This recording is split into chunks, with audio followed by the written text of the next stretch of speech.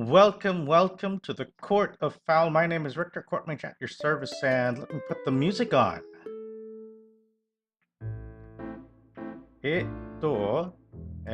Why can't I hear my own?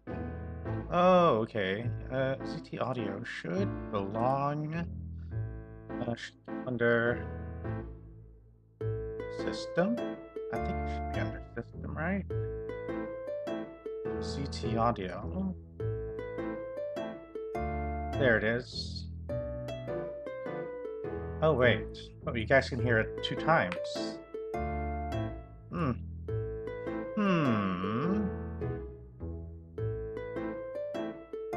No, that's not it either.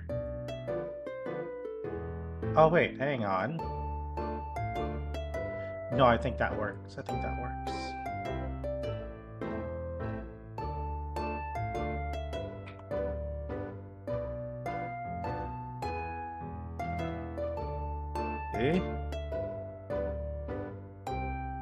Why am I only hearing it out of one ear?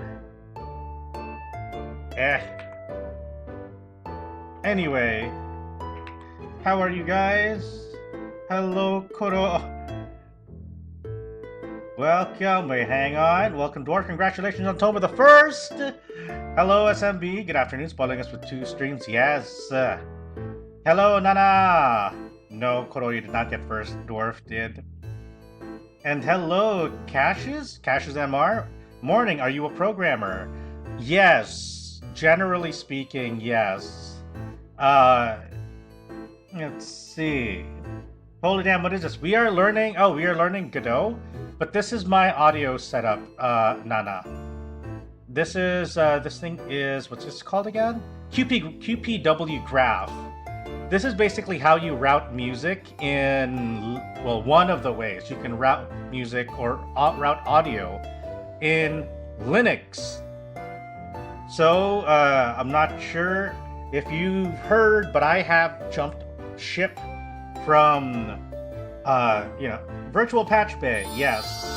And thank you for the follow, Cassius MR. Cassius Mister? Should I call you Cassius Mister? Or just Cassius? Let's see, I'm trying to figure out which is the one for my audio. Okay, I know that... Wait, where's the ZT audio source? Doko. Okay, I know, I have an idea. There we go, there's the audio. The ZT audio. This one should just go straight into my... it should go into system. Yeah, I'll put this into... I should plug this directly into system, and you guys won't hear it. Yes.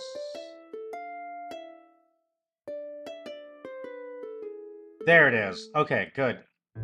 Well, at least not in the system thing. Okay, let me show you what I mean. Let me save this first. Anyway. Cache. Alright, you know what? Cache sounds good. So, see here, OBS, Monitor 9, ZT Audio. Then I'll show you guys, ZT audio is this one here, and I can hear it. This one, I stopped hearing it, but you guys can still hear it. So this is basically, this little button here is indicating that you guys can hear it, but if I stop it, then you guys can't hear it. No background audio. Anyway, what's weird though, that ZT audio is in here, but maybe I should just take this out and then rely on system. No, I don't wanna. I need ZT audio just specifically. Anyway, doesn't matter. Just push that over to the side. Yes. Anyway, so this patch. So what was it? You were trying to figure out what the hell this is in Godot. No, it isn't. Yeah. Let's see. Okay, I'll get it, and then I'll glue it and poot on your face. I see. Yeah, Virtual Patch Bay. You're doing all the, stuff here. It's still a little messy, in my opinion. It's not as clean as I would like it to be. So, I'll figure it out at some point and route it a little bit more intuitively. But in the meantime, we have Godot. And we have some sources. So if we go over to my other workspace, we have a YouTube video that we'll be watching together. It's a lot cleaner than I can do with Patch Chance. I don't know what that is. I haven't used that one. Yeah. Thank you, Humpty Dump Izzle, for the gift subs to New Taco, to Puppet, to Cash, to Terra Blades, and to Flare Hunt. Thank you, thank you. Eto. And hello, Puppet. Welcome, welcome. So, today we are going to be doing some game development, or at least learning all the basics.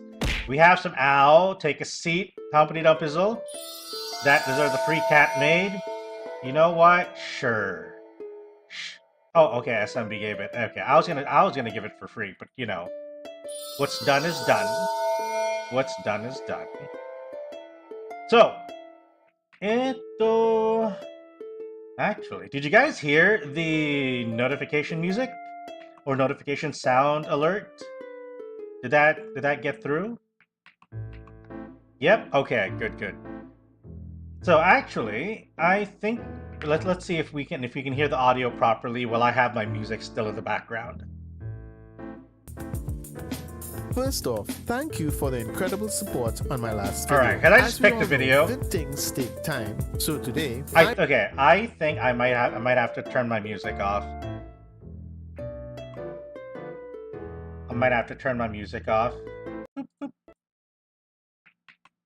Because I can't hear it. My match streak is ruined. I am so sorry, Kodo. Ah! Hype train! Okay, did I stream earlier today? Yes, I did. This morning, I did stream. At 3 a.m. At 3 a.m. Europe. My watch streak is ruined. I am so sorry. I streamed before I left this morning. I went out, and then I came back, and I'm streaming again. Ah, thank you, Kuro, for the gift sub to Tactical Tanuki, to Titania Spark, to Xiaoran Li. I think you'd like that. To Juke 330, and to Mingfang 202302. Ah! Hype Train is now on level 3. Let's go. But yeah, to answer your question, Cash, I don't know yet. Or rather than I don't know yet, at this stage, it doesn't matter. Because what I am trying to do is not so much focus on trying to make to make something grand, but simply to make something. You know? Start by making the basic of basics, get the accomplishment done, learn from it, then move on to the next. So build next, build next, build next. That is going to be my strategy. And so the goal for today is to build some basic mechanics. I've never used Godot. I've programmed before, but I don't know Godot specifically. So we're gonna watch some tutorials together, and then I'm just gonna try to do what I can based on the video, the instructions. I'll follow along. If you are at a PC and you would like to, join along and make this a co-op learning stream, by all means, please. Godot is available for free.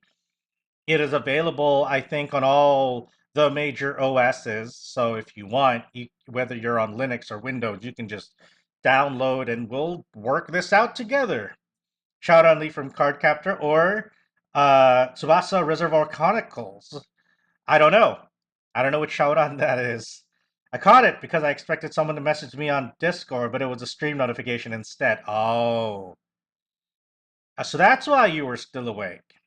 Okay. But yeah, today we're just going to be making things. We'll start with the most basic. This video is like 8 minutes. Godot is pretty simple. I dabble, great platform. Then I am looking forward to getting things done quickly. We'll start with something, get it done. We'll review it, and then we'll see if we can like fiddle a little bit, because that's what I kind of like to do, is that whenever I get like some kind of coding exercise, I do it like just straightforward. And then once I get it done, and I'm like, okay, cool, I think I get how it works. Then I start tinkering with it. I add this, add a little bit of that. I see what happens if I do it a different way. And then, okay, then we move on to the next thing. Just to like, just to like, you learn the basic and then you learn to modify it a little. Anyway, so let's just jump right in then. If you want to follow along, I would love for this to be a co-op thing, but if you just want to watch, then, we'll definitely do a lot of chatting. We'll do a lot of stuff as well along the way. Want to save you some time and jumpstart your Godot journey. I heard 3D isn't that easy with Godot, and I'm currently more interested in Sandbox and just tell as a platform. Curious how you approach Godot, learning game dev. Saved myself and we shall see. Of broken projects and right now, frustration. My plan today, is to just kind of everything I wish I learn knew before the tools. You even open Godot. Familiarize myself with for more than 5 years with the now, tools and I've watched itself, it grow from a niche and then into a powerhouse. See how engine. it goes. Even a huge game like Battlefield 6 uses it as the technology behind the community map editor and the portal creation toolkit. Morning, Huntress. Hope you're doing well. Level editor. But when I first started, I had no idea what I was doing, and honestly, the things I'm about to share with you would have sped up my learning by months. Good morning. Good morning. So, whether you're brand new or just getting serious about Godot in 2026, this video is for you. But before you even open your first Godot project, let's talk about the biggest decision every beginner struggles with. New devs always ask the same question. Should I jump straight into the engine? Yes. Or do I need to learn programming first? And here's the truth. If you already understand I'd be the doing basics better if of I had taken my meds like last night. what Oh are no. variables, functions, is there a way and for you to loops, take then your absolutely meds into Godot. In fact, later? Godot is designed to teach you as you build. But there's one thing you absolutely must do first. Get familiar with the Godot docs. No, really, hear me out. I know this seems boring, but go through the Getting Started section in the official Godot documentation. It's short, simple, and teaches you the exact fundamentals Godot expects you to know. And make sure you do the example project, your first 2D game. If you're brand new to programming, then I suggest learning the basics first. They're not a sponsor, but honestly, GD Quest has one of the best beginner-friendly I've heard about GDQ along the way. GDScript from zero course. It's free, it's clean, it's simple. Nice, thanks guys for the level 3 hype train. Now, once you're comfortable inside the editor, thank you. there's Check your one rewards. that can save your future self so much we got pain. some nice, Let's talk about that next. What is this? One of the biggest mistakes I made when I just started out was writing code that I'm okay. I don't have to go to the hospital or anything. The problem is the day before I sit up and flew in the morning. If you do because yesterday I got paid. 6 months, congratulations on getting paid first and foremost. To avoid that, and just try to take it easy then Use today. clear variable names like player speed and not PS1. You're not at your best. Descriptive so feel free to take it a little bit instead of just more laid back. And break big functions into smaller single-purpose ones where practical. Your goal is simple. Write code today that future you can understand instantly, because readable code makes debugging so much easier. But even clean code won't help you if you don't know where to find answers. And Godot has a massively underrated I wanted to go early in the resource. morning to get the money because we had to pay the taxes yesterday. One of the best habits you can learn early is static typing. This means telling Godot what type of data a variable should have. Just like this. var speed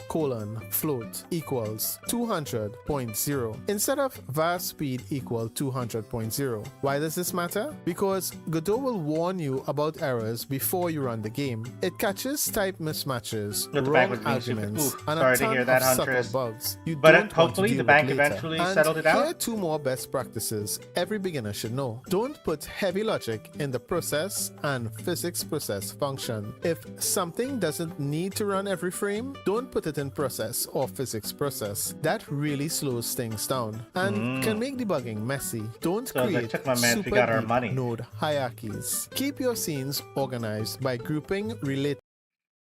Another good tip there, you should stick to either using annotations everywhere as much as possible, or just ditch GDScript and use C#. Okay. Things together. The node tree is your architecture, so use it wisely. And if you ever want the official full list of best practices, here it is. Alright, now... Okay, so these are... documentation getting started. Okay.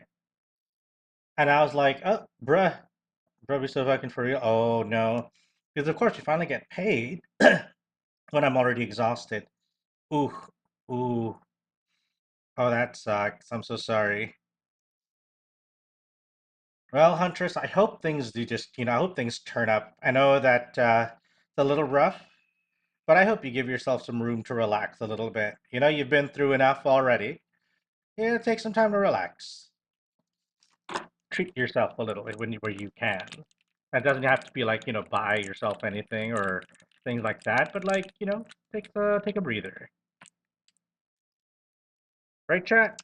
We can all give Huntress a nice head pat, a hug. But yeah, today is just a day to relax. Exactly. That's good. Proud of you. I'm proud of you, Huntress. Taking care of yourself. Because sometimes life sucked a little bit.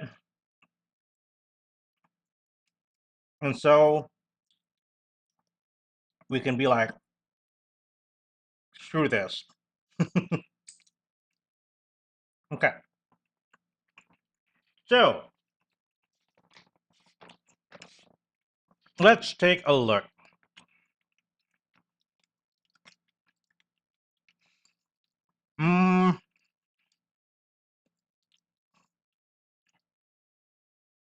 We'll start with this.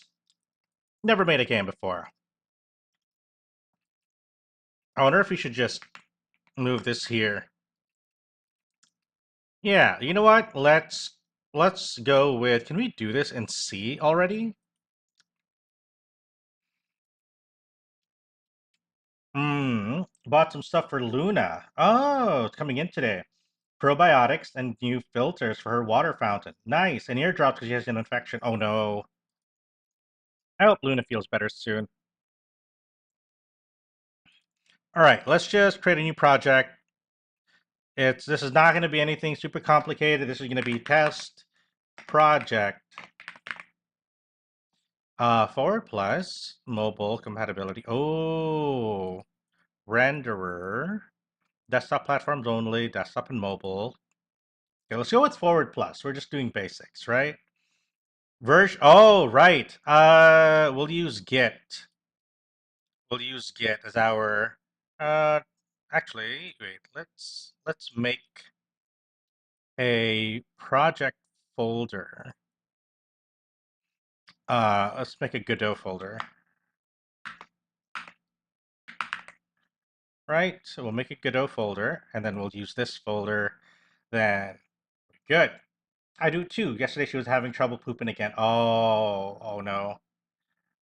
Well, hopefully, I'm wishing Luna a speedy recovery. Okay, Godot test project. All right, we're good. Let's create it. Oh shit. Oh. Okay, wait. Let's move this to 1. Okay, so here we are. Jesus. Oh, okay.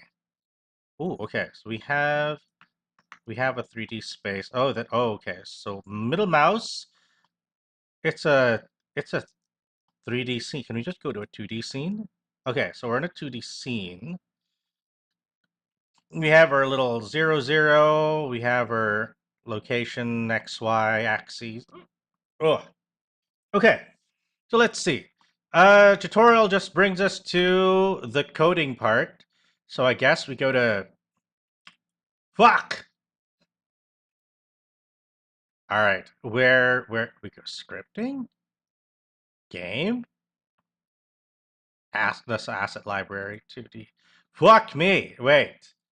All right, let's go check the Get video. into the Let's fun see. part. These are 10 workflow shortcuts that completely change. Let's see what the how video says. enjoyable It's Godot like a is little for me. quick Even tips. if some of these don't make sense yet, just take notes and keep them in mind as you do your research. Trust me, learning these will save you hours or even days later. Tip 1. Learn signals early. Signals are everywhere in Godot and are one of the reasons the engine is so flexible. Learn how to use them early. This will make your life so much easier. I personally wish I had spent more time on this when I first started. Tip 2. Use separate scenes for reusable elements. Things like health bars, enemy bullets, or even a UI panel. Make each of these its own scene. That way, you can reuse it anywhere in your project without having to rebuild it every time. Tip 3. Make duplicated nodes unique. Whenever you duplicate a node, use the Make Unique option. If you don't, resources like collision shapes or scripts might be shared between nodes, and that can lead to really tricky bugs. Taking these simple steps saves so much headache. Tip 4. Keep scenes modular. Try to build small chunks instead of one giant scene. Modular scenes makes your game easier to manage, debug, and expand later. I learned this the hard way after making one too many massive, messy scenes. Tip 5. Reuse functions across Hey, Flare scripts. Hunt, welcome, Whenever you have welcome. logic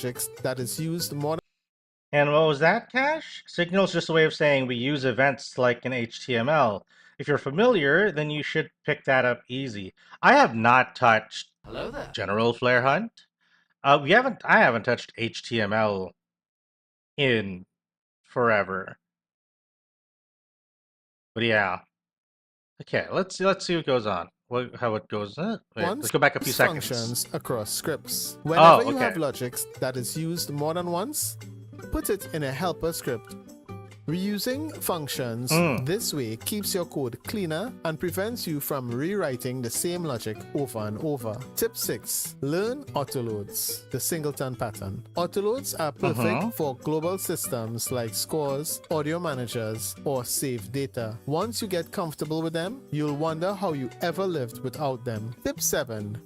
What was that thing again? Learn autoloads. Autoloads. Okay, so that's autoloads. All right, I'll try to remember that. Once you get comfortable with them, you'll wonder how you ever lived without them. Tip 7. Use node groups. Groups let you target multiple nodes at once. For example, you can target all doors or all ladders. Then you can send a single command and affect everything in that group. It's a huge time saver. Tip 8. Master the animation player node early. Animation player is not just for fancy animations. It can control UI transitions, effects, and even gameplay sequences. Once you understand it, it's one of the most powerful tools in Godot. Tip 9. Turn on debug options. Things like collision shapes, navigation meshes, and physics debugging are lifesavers. I've spent hours hunting down bugs that I could have seen immediately by enabling these options early on. Tip 10. Use the debugger and profiler. The debugger and profiler are there to catch problems before they even become nightmares. Most beginners don't even touch them, but I promise, if you start using them, it will save you hours of trial and error. And after all these tips, here's something everyone thinking about learning Godot and game development in general should know. Now, I have to be straight here. Game development is just like any other skill. When you start, you don't know what you're doing. You don't know the techniques. And you know I know what? nothing. That's okay. Godot is improving fast. Version 4.6 is already out. But yeah, I think that's what I'm don't using wait now. for the perfect version. If you keep waiting for the next big release, then you know what? You'll never start. The fastest way to learn is to start building small projects now. That's Not what your we're trying. dream RPG. Make a platformer, a top-down shooter, a simple physics game, or even a UI prototype. Each small project teaches you something new. That's how you level up. And if you ever feel stuck, here's what you should do next. Follow these tips, subscribe, and join in the discussion. That's how you can jumpstart your journey with Godot. If you like the video, smash that like button so the video reaches more people that may need it. Okay. Autoloads is an anti-pattern, but I guess it's fine if you don't test code. Most people don't. Okay. So let's go over this introduction part really quick then. Welcome to the official documentation of the Godot engine, the free and open source community-driven 2D and 3D game engine. Behind this mouthful, you'll find a powerful yet user-friendly tool that you can use to develop any kind of game. Okay, so let's see. Organization of the documentation. We know what the Godot engine is, so we'll skip that a bit. About getting started, manual, engine details, community, and class reference. About the API. Okay. So let's see. List of features, the platforms. Okay, I don't think this is going to be too important, but for the sake of anyone who might be following along, we are on the Linux version of Godot.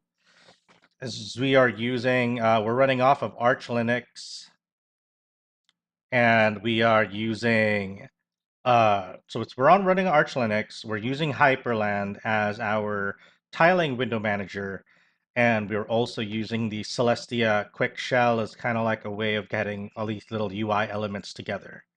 So like this here. Oh, hang on. My alarm for the stream is coming up, but I'm already early. So yeah. Uh, so if there's going to be some slight differences, that's why. Because I'm not using Windows, because Windows has been getting more and more ass over the last couple months, especially the last couple months. But like generally speaking, it's been on the downhill. So I figured, you know what? Let's go back to Linux. Because I had a brief couple months last year where I tried Linux, and a lot of it was like super like it was a major learning process, like an entire learning journey during my first round with Linux. And streaming was difficult as well because there were a lot of things that just straight up didn't really work. And it was quite the learning curve. Eventually I did settle on Kashi OS with what was it? With KDE Plasma as my desktop environment. I felt it was stable enough, it was familiar enough, and but after a while there were a couple of things that I was having a bit of difficulty with. I think it was just a bunch of different OBS stuff and some things that weren't quite working and would crash. I think audio honestly was one of my biggest issues managing my different audio sources. I didn't quite understand how the virtual patch bay worked yet at that time. So I was always like constantly reconfiguring my audio, plugging sources into this and that, and then getting annoyed that every time I started this or that, it wouldn't route properly. So that eventually was the reason why I stopped using Linux, Arch Linux. Oh no, Kashi OS. I was using Kashi at the time, and eventually went back to Windows because I figured, you know what, things just worked, and there were some things that just didn't straight up work at all in Linux. Like what was it? Like Shoost. I was having some issues with StreamerBot as well. Sometimes it would crash. It wasn't very stable. So things like that. The Twitch integrated throwing system, I think it kind of worked a little bit, but it wasn't exactly super stable either. But what a big difference, though, a couple months make from the time when I stopped using Linux last year, and then I started using it again around towards like middle of March. And now it's like I can't even imagine myself going back to Windows anymore. And this is with the fact that at work, I have to use a Windows laptop. So every time I log into work and I'm like, all right, time to boot up the Windows laptop, and it's so bad. It's slow. I try to right click and it takes forever. Like it takes a couple seconds, I swear. It takes like I right click, it takes a few seconds before it actually comes out. And the funniest bit is that when I right click, it shows the normal right click, like, context window like this. And then boop. And then it takes a second and expands again just to include all of the Copilot submenus where it says, oh, check this out or something, or feed this to Copilot or this or that. And I'm like, oh, yeah, okay, I don't think. I really don't think I can go back to using Windows as my daily driver. Not when my menus are this snappy, you know? Come on, man. Look at that. Look how quickly I can tab between my workspaces. It's just so good. Man, it feels nice. And yes, sure, there are not every game is gonna work. You know, like sure, I want to play my games just like anybody else. I have Clair Obscur. I'm gonna play Clair Obscur on stream soon. Yeah, I know that it has been on my to playlist for a while, but I have downloaded Clair Obscur, and we are gonna get started probably next week. All right. But thanks to things like Proton, almost everything is going to work, except for things with like, kernel level anti cheat, that kind of stuff. So I can't, that unfortunately means I cannot play like Apex or whatever, you know? But almost every other game I can play them, you know? FF7 Rebirth runs better on Linux than it did in Windows. Same thing for what do you call it with Monster Hunter Wilds. It was grossly unstable, but now I play that on Linux, and it's like, man, this is smoother than it's ever been. But yeah, and admittedly, yes, there are still things that aren't quite 100% working, and sometimes there is gonna be like a big ol' what do you call it? Like there's gonna be a big ol' adjustment period, and but I think it's worth it. There are also other Linux distros that are decent. Like they're not as snappy as this, for example, because some of them have a little bit more bloat in terms of like, having like a full desktop environment definitely is gonna be more, it's gonna be heavier to run than a Windows than like a window manager. But if you want something a little bit more familiar, then that sometimes it's just going to be a little bit of a compromise. But I don't mean that it's still going to take like several seconds just for your right click to pop up. But it's definitely, much faster than it would be if you were using straight up Windows. And by the way, because I'm on Arch Linux is one of the reasons why I picked Godot as my engine for learning. Because apparently, at least according to what I'd read, you guys can correct me on this, but it's, a lot of other engines just straight up don't have Linux native applications. Others, they run on Linux, but like they are slower or they're not as stable. So that's one of the reasons why I went with Godot versus, say, something like Unity or Unreal or, you know, some of the other more popular ones. But as far as I know, Godot is actually one of the more popular ones nowadays, right? At least as far as like, uh, it's one of the bigger among the non super big industry grade engines. And then, of course, I had no intention of building my own engine from scratch. So, that's out of the question. If my goal is to just start making stuff, that would be like the worst option to take for me because I have a bit of an attention span problem. I suspect it's undiagnosed ADHD, but it is what it is. I have difficulty keeping on rails. Yeah, most engines are Windows and mobile first. The funny thing is that if they run on mobile, it means they're already running on Linux. True, they are running a version of Linux. Yes. Let's see. Godot was initially developed in-house by an Argentinian game studio. Its development started in 2001 and improved tremendously since its open source release in 2014. Yeah. Ooh. Okay. As for applications, the open source pixel art drawing program Pixelorama is powered by Godot, and so is the voxel RPG creator RPG in a Box. You can find many more examples in the official showcase. Let's actually take a look real quick. You can probably close this.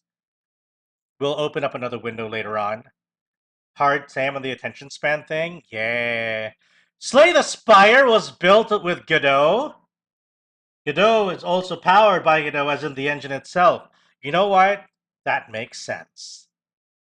That makes sense.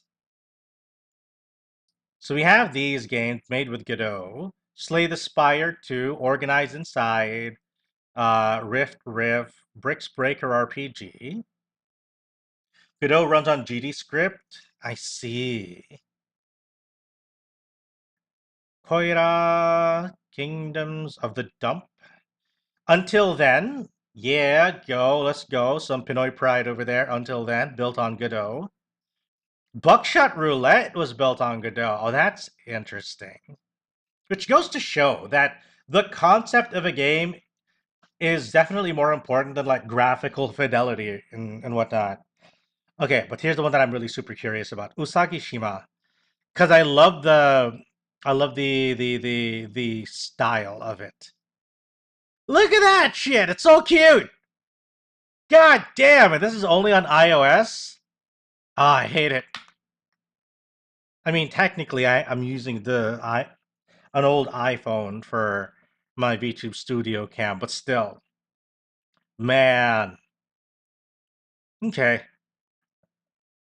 Let's go check what was the other one. Oh yeah, so Buckshot Roulette until then. Look up Road to Vostok. It's a Godot game too. Let's see. Eto Vostok? Oh no. Okay, maybe it's a action game maker. Pixelorama Dungeon Draft. Oh, I'd heard about Dungeon Draft. What? Okay. Okay.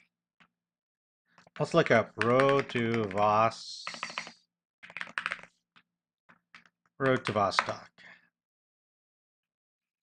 Pretty sure Slay the Spire 2 Sword Code was also leaked, so you can always learn from that too if you really want to. I don't want to look up leaked source code. I feel like that's it makes me feel a little dirty. But I appreciate letting me know, Zero. It's a 3D game and it looks as good as any other engine. Ooh, let's look at the screenshots then. Oh, okay. This gives me like what was that game? This is giving me the same vibe as fuck. It's on the tip of my tongue. What's the name of that game? Tarkov? It's giving me like Tarkov and PUBG vibes. Okay. Yeah, it's giving me like Tarkov and PUBG vibes. Single player Tarkov extraction shooter. It's inspired by it. Okay, that makes a lot of sense. Yeah. Okay. It looks like it's got a solid like lighting engine. Ow. Yeah. Looks solid.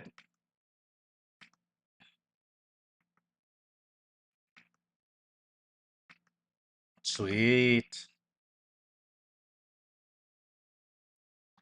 All right. Okay, so let's go back. Oh man, Dungeon Draft. Oh, RPG in a box. What's this one? Oh, okay. It's it's an RPG voxel. Okay, sandbox. Sorry, my bad. It's not that it was leaked. It's that the files were decompiled because Godot doesn't have the best default security, so it's fairly easy to decompile if you don't add some of your own security stuff. Oh, I see, I see, I see.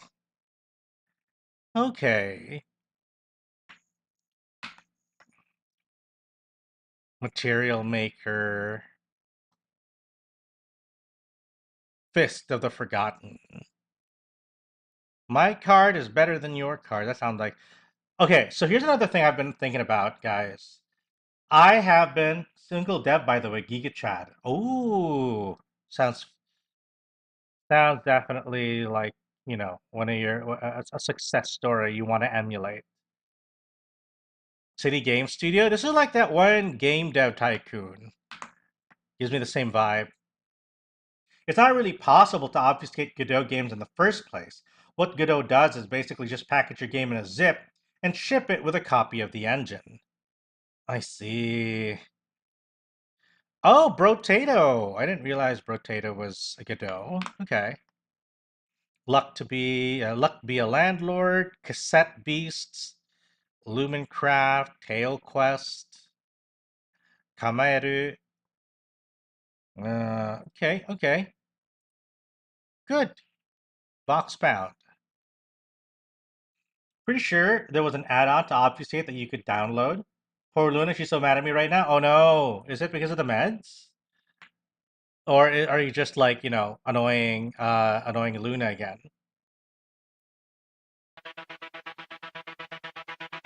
Let's take a look at some of the stuff in the videos. Just finished putting the drops in her ears. Oh, okay.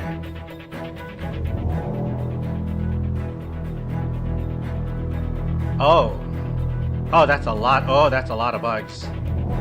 Ballad of Bonky. Oh, that's cute. The claymation style is very, very cute. Art direction will always trump graphical fidelity, guys. As long as you have good, consistent vision, it's always just going to be so much better.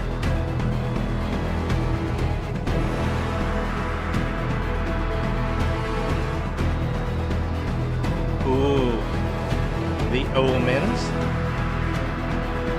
Oh, nice. Gameplay performance equals fidelity. Yeah. It has to run smoothly, and art direction, it will always trump fidelity. Cassette Beast. So yeah, I remember wanting to play this. I think I have a copy of it on Steam. Pango Adventure. Ooh, this reminds me of like Sonic 3D Blast and Kirby. Ooh, oh shit, Fist of the Forgotten. It's one of those like 2D. Oh, this looks breakneck fast. Holy shit. Friday Night Funkin' VR, even VR. Box Service, Age of Politician. Oh, it's a sim. Oh, rhythm games too. This is basically like the Project Miku. What do you call that? Like clone. Gura Quest. It's a 3D platformer. The Most Extraordinary Gnome. Oh, like a paper cutout game. Oh, that's sweet. White Yarn. Oh, hell yeah. Quetzal. Okay, 2D platformer. Takara cards.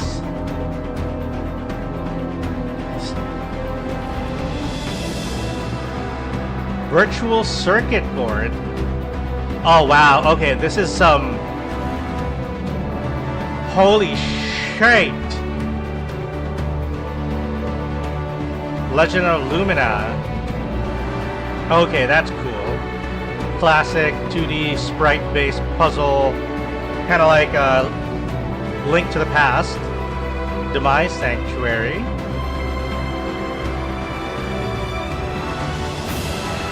Okay, Dash Pond. Oh, this sounds pretty sick. Of course, Brotato.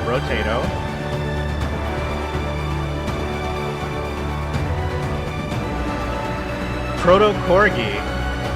Oh, okay, it's like bullet hell. Work. Bow. Oh, Blades and Tails. Okay.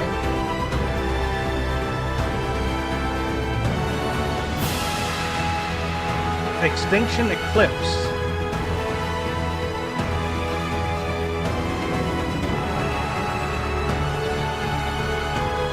Cardblock Revival. So it's good to know that there can be a wide variety of different stuff This is 2022. Yes, it is. The 2022 show reel. Should we be checking the new one? Actually, maybe we should. Let's check 2025. Let's see what 2025 has. Last year's. Trigger of Time. Oh, their 3D engine has gotten so much better. Engraving. Oh shit. Lots more 3D stuff. Dog walk! Oh wow. That looks amazing. Trifolium, Adventures of Gary, okay. That a giraffe? Just today? This gives me like... What's that fishing game? What's that fishing game, guys? 3D engine them? Yeah, this is Godot. Godot in 2025. What's that fishing? Koro! Are you there? Web fishing! There we go. This is giving me web fishing vibes. Dog Walk was made in collaboration with Blender, if I recall correctly. This year, NVIDIA also made a collab and introduced a branch with ray tracing. Hello, Koro. No, does this not give you the same vibe as web fishing? No, sorry, this one? Does it not give you like web fishing vibes?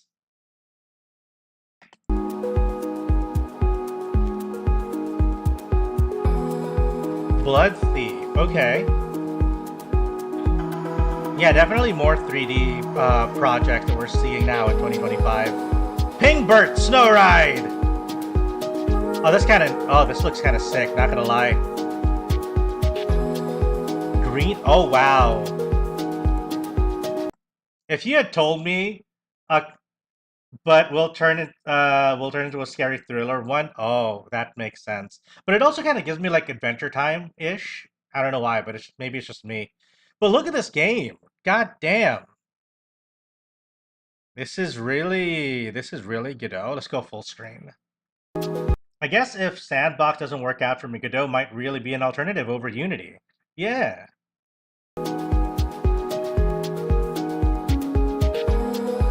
Ballistic cards. Okay. Keep the heroes out. Oh, look, it's a dragon. In a box. That's what Adventure Time is? Thriller, existential horror. You know what? Fair. Arrow Surge. Yeah, holy shit. Black Pellet. Again, it's more of this claymation kind of animation. Hyper Slice? Okay.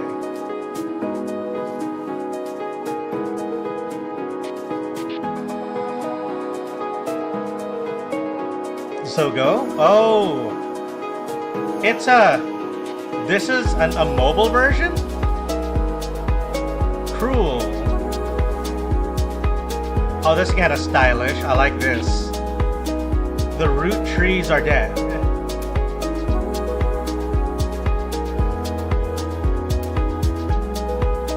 Mops and Mobs, a sweeping dungeon novel. Oh, Zombies and Bullets.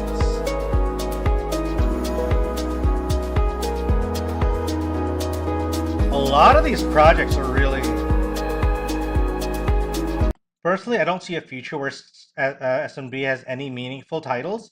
I would skip it in favor of Godot. Bit harsh, but that's just what I think. Let's see. Okay, this is one of those voxel ones.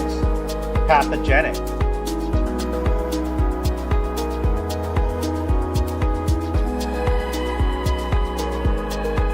Blood Rush, Undying Wish.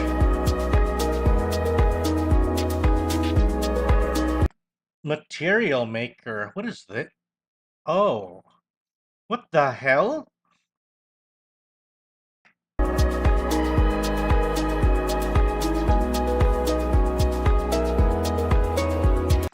What the nine hells is this?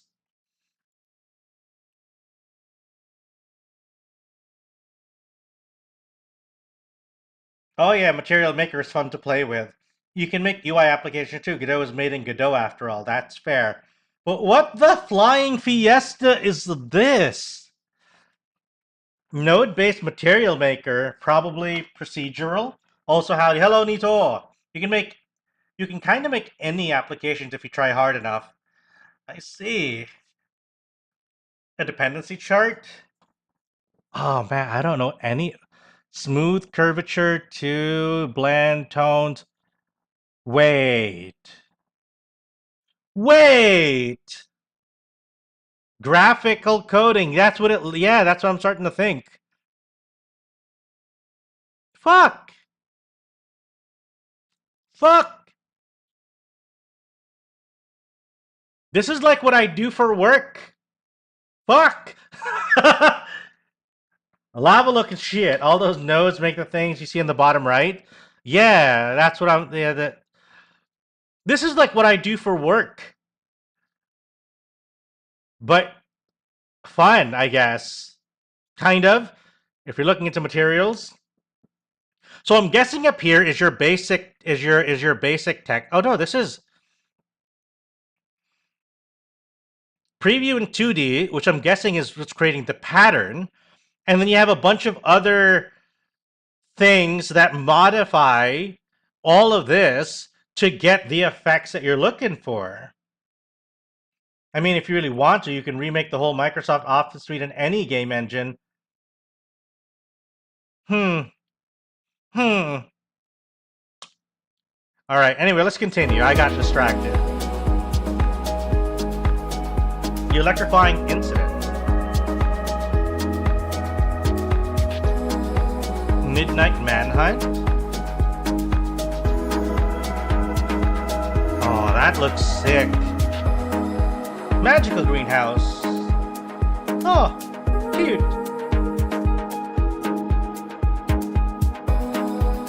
And then we have kinetic, which is giving me like kind of Portal, kind of orange box vibes.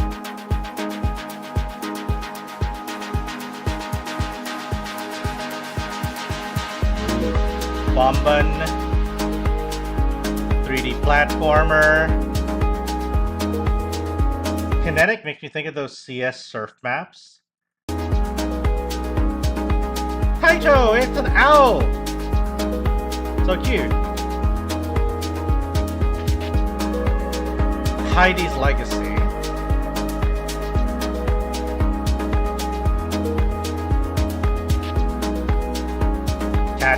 Catanaut? Oh.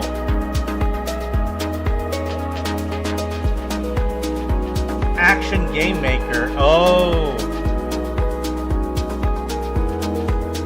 Connect taskbar to easy enchants. Oh no, I feel like I would play this game. Stories of Somnia. Okay. That's cute. Phasma Pass. You just saw like 10,000 dev years combined in this one video. So much stuff has been made in this engine, not gonna lie. Yeah, I mean, honestly, I am honestly a little overwhelmed at just at the variety of games people have made in Godot. This definitely reframes what was in what I had pictured in my mind about what Godot could do. Seeing this now, I definitely feel like I have been sleeping on Godot in general. Because I feel like my image of Godot in my head is from like 2020, 2021. So I think seeing this now, this 2025 showreel, definitely breaks a lot of the kind of like preconceptions I had about it. So, where does that bring us? An hour into the stream and we haven't done diddly squat. So, I guess let's just jump right in. Let's see let's go through the introduction and then let's just, we'll get into stuff. So, how does it work and look? Okay, so we have nothing here yet. So it includes a code editor, animation editor, tilemap editor, shader editor, debugger, profiler, and more. Feature-rich game editor with a consistent user experience. While there is always room for improvement, the user interface keeps getting refined. Of course, if you prefer, you can work with external programs. We officially support importing 3D scenes designed in Blender and maintain plugins to code in VS Code and Emacs for GDScript and C#. We also support Visual Studio for C# on Windows. Ooh! I have VS Code. Well, I use VS Codium, which is basically the same. I'll probably be crucified for saying that, but, you know, it is what it is. So programming languages, it's GDScript and C#. What do I need to know to use Godot? So there's a bunch of stuff they say here. It requires, relies on OOP. Being comfortable with concepts such as classes and objects will help you code efficiently in it. And then, if you're entirely new to programming, GDQuest Learn GDScript from Zero is a free and open source interactive tutorial for absolute beginners. All right, thankfully, we won't need to jump into the absolute beginner territory. OOP, my nemesis. I've coded, or at least I've studied OOP enough. I've done enough of it to maybe not necessarily like intuit everything, but I get it. I can read into OOP as a concept. VS Codium gang, let's go. All right, so user contributed notes, blah, blah, blah. Okay, these are just the notes for stuff. All right, next. Programming languages. You can code your game using GDScript or C#, which is popular in the games industry. These are the two main scripting languages we support. With the GD extension technology, you can also write gameplay for high-performance algorithms. You can also write gameplay or high-performance algorithms in C++ or other languages without recompiling the engine. You can use this technology to integrate third-party libraries and other software-developed SDKs in the engine. But of course, as much as possible, we want to stick to core, right? Oh yeah. Oh, thank you, Nito, for the hydrate and posture check. Okay. Also, we got an ad coming up in a minute. Oh yeah, regarding the Slay the Spire 2 decompiled version, Slay the Spire 2 lead programmer Jake Hart says, it'd make me extremely happy to find out that other game developers learned something from reading through our code in our scenes. There is an actual public source for this. So in the future, if you ever want to check it out, don't feel too bad. You know what? Thanks, Zero. I will then check it out and learn. But I think at this stage, we're a little bit, we're still a couple of steps removed from reading someone else's code that is like production level. GDScript is Python based, if you know Python at all.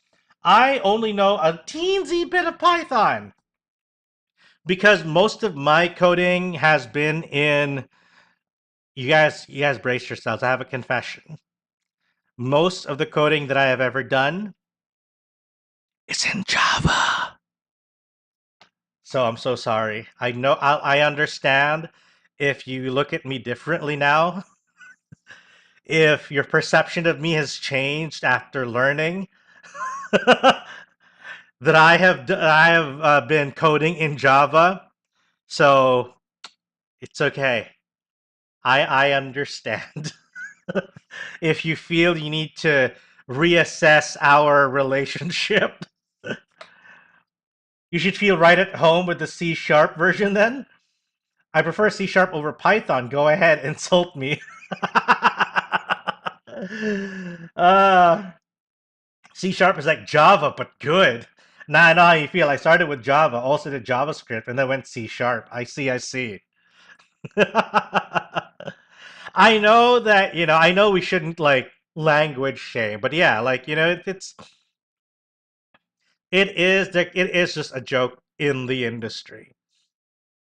And I get it. The only programming language I know is GDScript. And you know what? Good on you. A lot of people don't know one.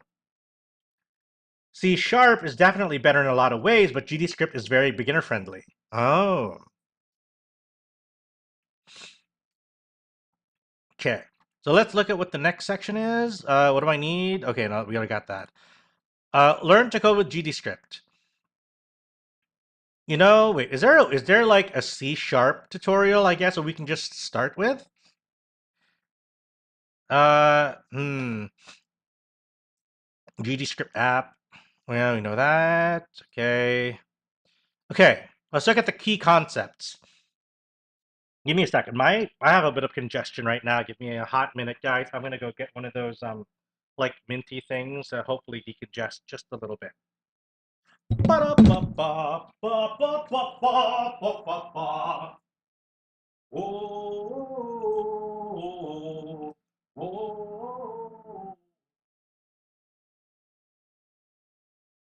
Oh man, my congestion. Ha ha. Okay. The docs really push GDScript. Don't worry though, the docs will give you examples of both, and they basically look the same. Welcome back, Zero, from the ad from Ad Hell. Okay. Whew, wait. Need to decongest just a little bit. You guys know those things where it's like, yeah, you sniff it and then it's really minty and it kind of helps clear your sinuses a little bit? That's what I'm trying to, that's what I'm reaching for right now. And sticking this little white thing into my nose for a little bit. What do you want to make in Godot first anyway, if you don't mind me asking? Got any goals or anything? Get shit done. Zero. That is my goal. Just build anything. Build something first, make it happen, and then build what I can build from there. Because I don't want to distract myself with like grand goals. I just want to get started, start something, move things around, and then, you know, kind of scale up naturally. It's one of those nose sprays with meth in them? No, it's just mint or something. It's like Vicks Vapor Rub or whatever.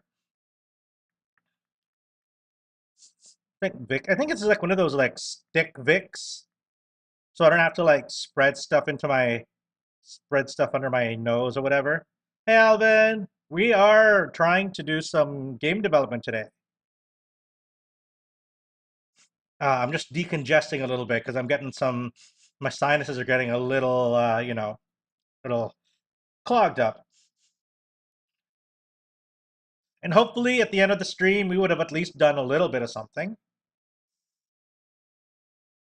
So yeah, we're going to be working on Godot as our game engine of choice.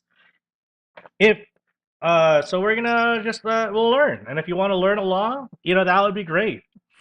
If not, then, you know, just feel free to watch, listen in, just vibe, keep me in the background as we start to learn. Wait, do we have music on? We do not. I think we can. Okay, I don't. That's fine. YouTube can go suck an egg. Let's go find some copyright-free music so we can have some nice background noises. I'm packing for my vacation, so I'll be lurking and vibing. Hell yeah, let's go. Where are you going, if you don't mind my asking? I mean, you don't have to go specific, but like, are you flying to another country, a different province? Are you going home? Are you going to Spice, the last place capitalism hasn't touched? Gaming, yeah, we're trying, we're learning. Okay, okay, maybe we should be a bit more specific. Learning. Let's get some learning BGMs or something. Educational background. Study music, royalty free. This one seems good. Let's go for that. Let's see.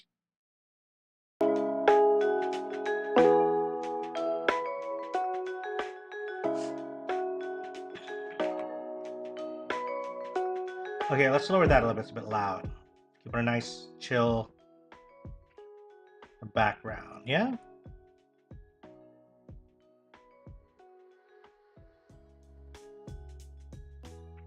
How's that? How's the volume level for you guys?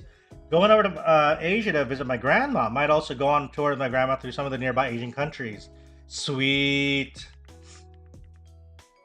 Happy to hear it.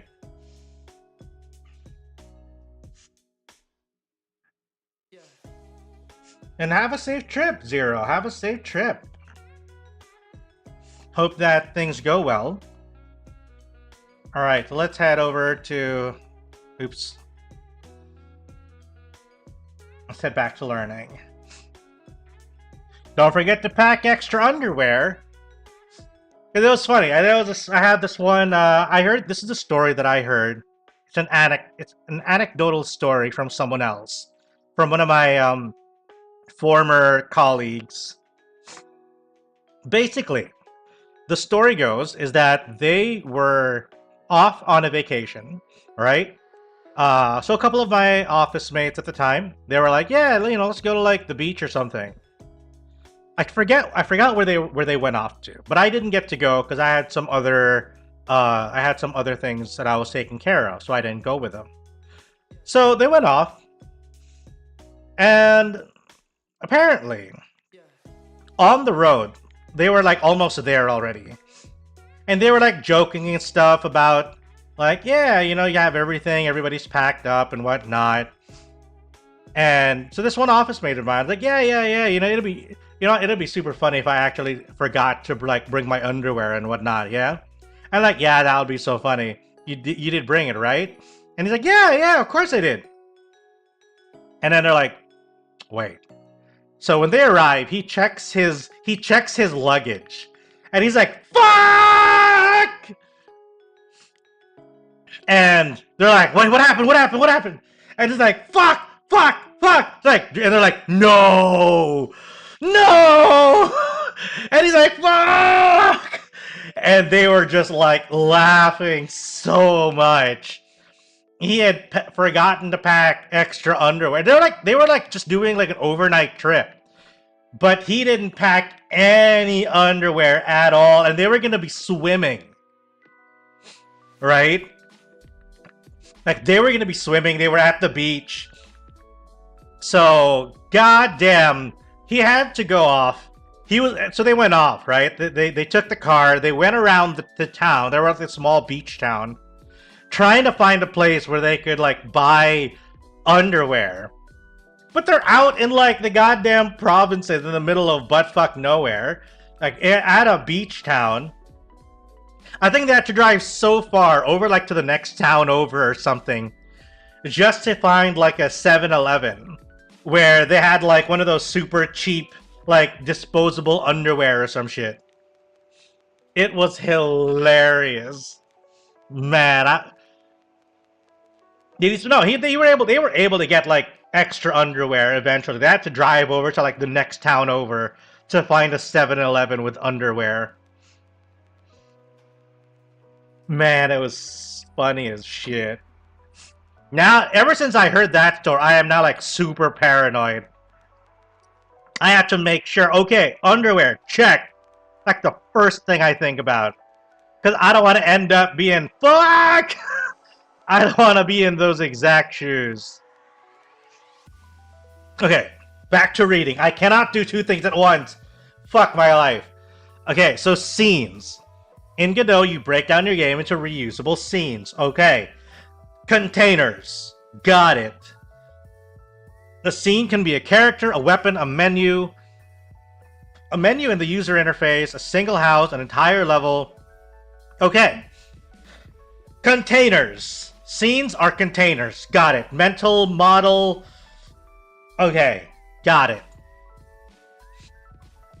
So, for example, you can put your character in a level and drag and drop a scene as a child of it. Okay, so scene to game, level, player, hook. I still would have swam. I mean, I would have too. I would have just gone swimming without any underwear. I would have just had my trunks on And I'd be like, you know what, guys? Whatever happens, happens. Whatever happens, happens. I will just tighten that rope around my waist so tight. Welcome to streaming the dev process. You might need to neglect chat, or you'll be stuck in reading the same docs over and over again. Just tighten my shorts real tight. You know, yeah. That's what I'm figuring. Okay, so nodes. A scene is comprised of one or more nodes. All right, parameters, containers, and parameters. Nodes are your game's smallest building blocks that you arrange into trees. Okay, so it's like JSON. Like about a bunch of JSON lines. Okay. It is made of character body 2D node named... Okay, so this one is characters nodes. So there's a player character comprised of camera 2D, sprite 2D, collision shape 2D. So character body 2D named player. Okay, that's the name of the scene. Oh no, that's a node. Okay, so the scene is comprised of a player, character body 2D, a camera 2D, sprite 2D, and collision shape 2D. Okay. Okay, since you come from Java, scenes are classes that inherit from node types. Okay. Wait, hang on. Where's my... There it is. But don't confuse the tree with inheritance. It behaves closer to HTML. Okay, got it. So structural nodes. Everything is a node. I'm off to a birthday party now. All right. Have fun, SMB. Have fun. Take care of yourself. Don't forget, if you're bringing a gift, don't forget to bring the gift. If you're just there with your presents, then be proud. Safe travels. All right, so node names end with 2D because this is a 2D scene. Their 3D counterparts have names that end with 3D. Beware that spatial nodes are now called Node 3D starting with Godot 4. Okay, I'm not doing any of the previous ones, so it's just what it is. Yeah, you have to get node. Similarly, you have to query selector on HTML if you want to access some other node in the tree. Okay. Enjoy your lurk. I have a really nice envelope with money in it. Is it a red envelope? Is it one of those red envelopes with money? Okay, so notice how nodes and scenes look the same in the editor. When you save a tree of nodes as a scene, it then shows as a single node, with its internal structure hidden in the editor. Godot provides an extensive library of base node types you can combine and extend to build more powerful ones. 2D, 3D, or user interface, you will do most things in these nodes. Have you tried making a 2D game in Godot? I have never tried making anything in Godot. It is red with gold in it. Hells yeah, let's go, Angpao. Okay, scene tree. All your game scenes come together in the scene tree, literally a tree of scenes. And as scenes of trees are, as scenes are trees of nodes, the scene tree is also a tree of nodes. I see. But it's easier to think of your game in terms of scenes as they can represent characters, weapons, doors, or your user interface. Okay. Signals. Nodes emit signals when some event occurs. This feature allows you to make nodes communicate without hardwiring them in code. It gives you a lot of flexibility in how you structure your scenes. Okay.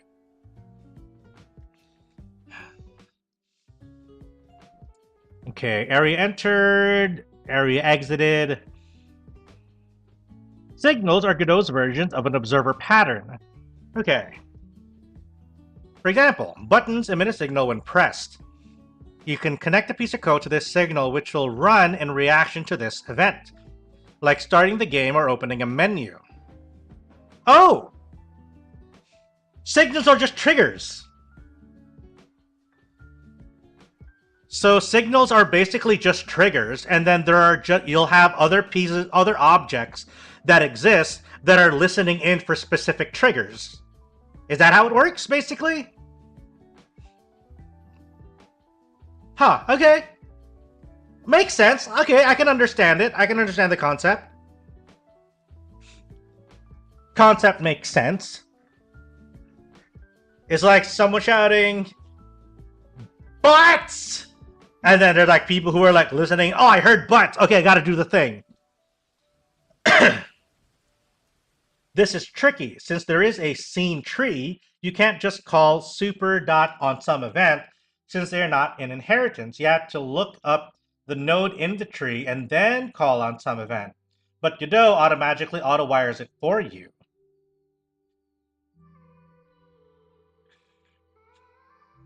Okay. Basically, you could just connect it in the UI. Okay, so what it sounds to me is that if there are some things calling within the same tree, that's okay. But if you're gonna need to reach out to some other tree in parallel, then you generally should be calling call that tree first, or call that other parallel node first to make the call.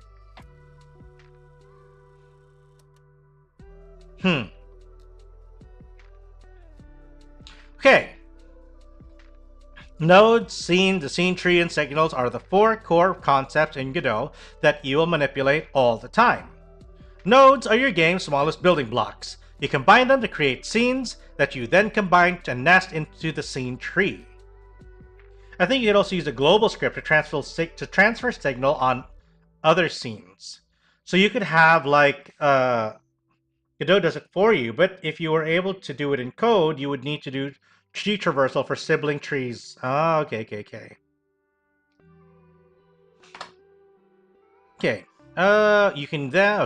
You can combine them to create scenes that you then combine and nest into the scene tree. You can then use signals to make nodes react to events in other nodes or different scenes or different scene tree branches. After this short breakdown, you probably have many questions. Bear with us as you will get many answers throughout the Getting Started series. Okay, cool. So, Project Manager. When you launch Godot, the first window you will see is a Project Manager. Yeah, that was one we had earlier. Oh, actually, here. Oh, sorry, no, that was the other one. Alright, so we created our project.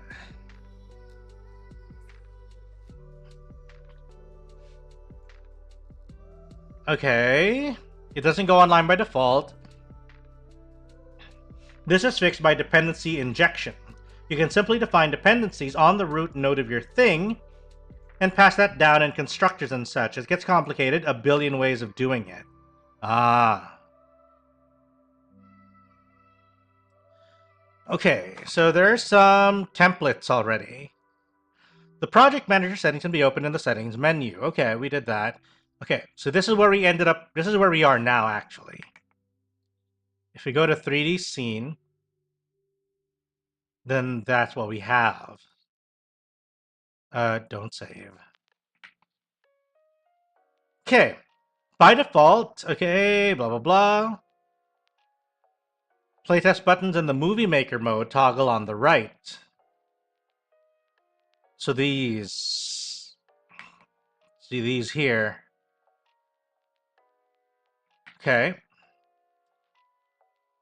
Just below the workspace buttons, the open scenes and tabs are seen. Okay, so these are the tabs.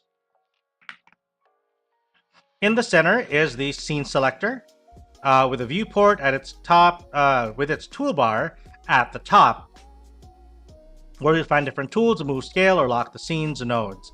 Currently, the 3D workspace is active. Toolbar changes based on the context and the selected node. Here's the 2D toolbar. Okay. On either side of the viewport sit the docks. Okay.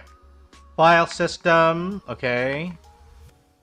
And more. Scene dock. Scenes active nodes. Okay.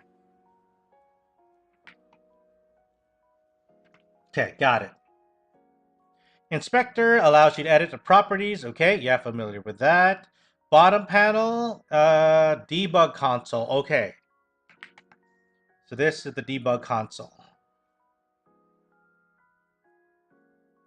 All right. It expands vertically. Got it.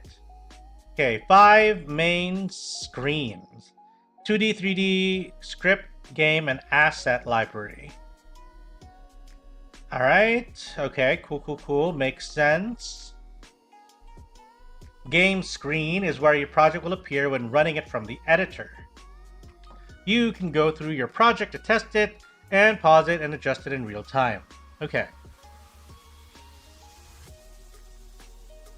Okay, then there's the scripter, which is basically just the code editor. Finally, the asset library is a library of free and open source add-ons, scripts, and assets. Okay.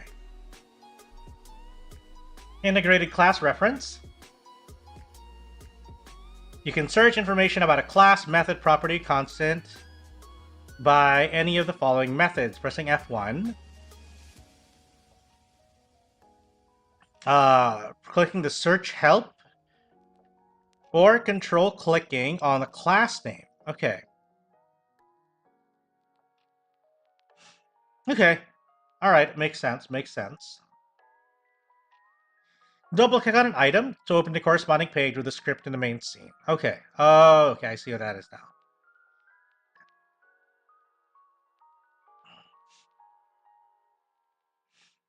Alternatively, clicking while pressing control on a class name, function name, or whatever. Okay. And then right-clicking will open documentation. Okay. Let's go to next. Learning new features. So this is for the manual. Okay, got it. This is about the class references section. So for the manual. All right, well, we have this. We're reading this right now. So at least we have a way of also accessing this from inside Godot itself. Okay, learning with the community. Oh, this is just for, okay, got it. Design philosophy. Object-oriented design and composition. Actually, that's very much what I have been kind of feeling with just the fact that it is a node-based structure. So you have like your most basic item, and then you have like these sub categories that you can sub-specialize in further and further and further. Okay.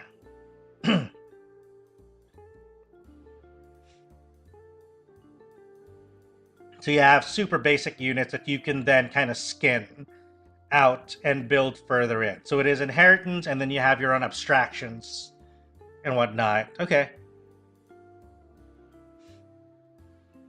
All-inclusive package. Godot tries to provide its own tools. Okay, I see what okay, that's what I mean. Open source, got it. Community-driven. Godot editor is a Godot game. You can hot reload code in scenes when you test your projects or run game in code editor. Yeah, you guys told me about that.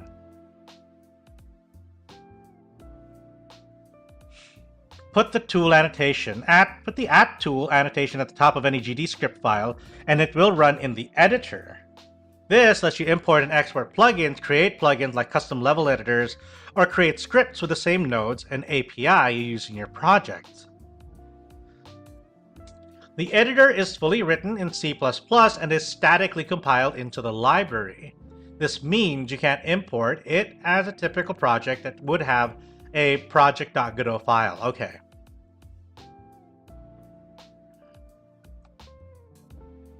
Godot offers 2D and 3D rendering engines. As a result, the base unit for 2D is seen as pixels. Even though the engines are separate, you can render 2D in 3D and 3D in 2D, and overlay 2D sprites and interfaces over your 3D world.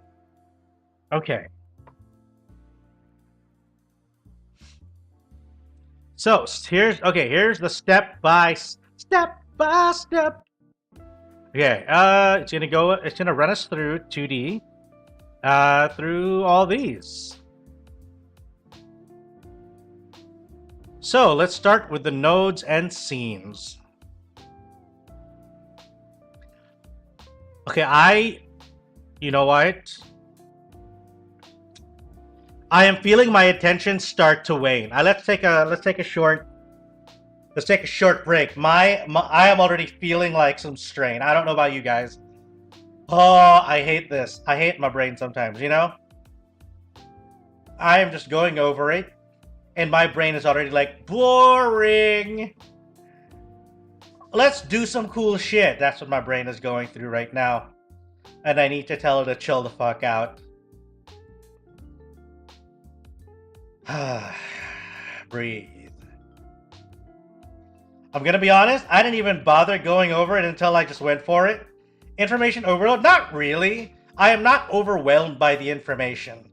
My brain is like, when do we get to the cool shit? You know? My brain is impatient. It's already like, can we like do some cool shit already? I want to blow shit up kind of mode. So I'm just gonna try. Okay, so I'm not gonna read through the stuff. I'm just gonna skim, and I'll just reference back to this if we need to. Maybe. Oh, what the fuck? The fuck is this sound?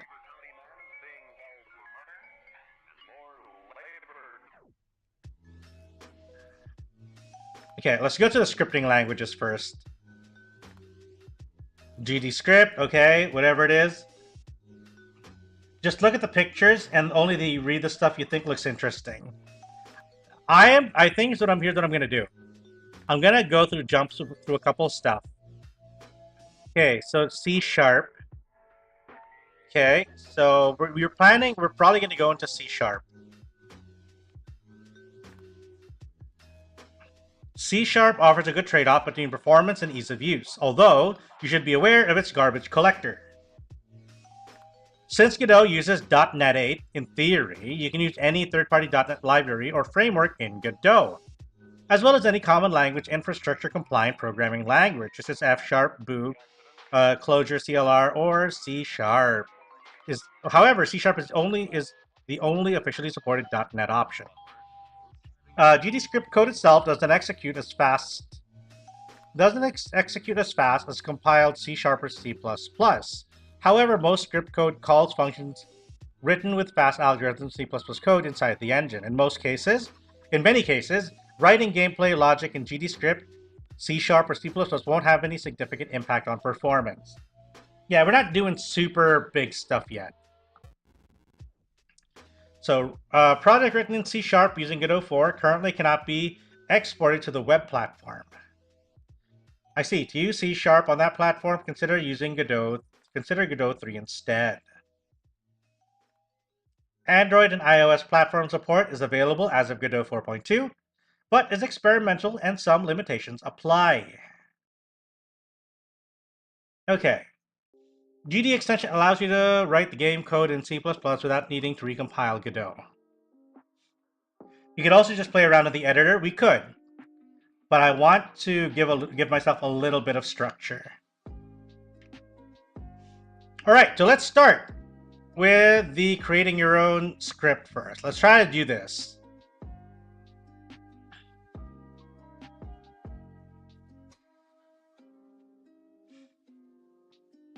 Okay, so what does it say? Alright, we have a project. We can go to other node. Okay, we need to create a sprite 2D node to display it in the game. Type sprite 2D in the search bar in the filter nodes and sprite 2D and create the node. Okay. What did they say search for? Sprite 2D.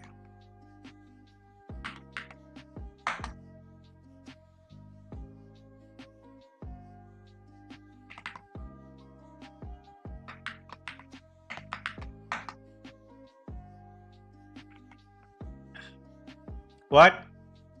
Oh, sorry. Other node. I was not reading.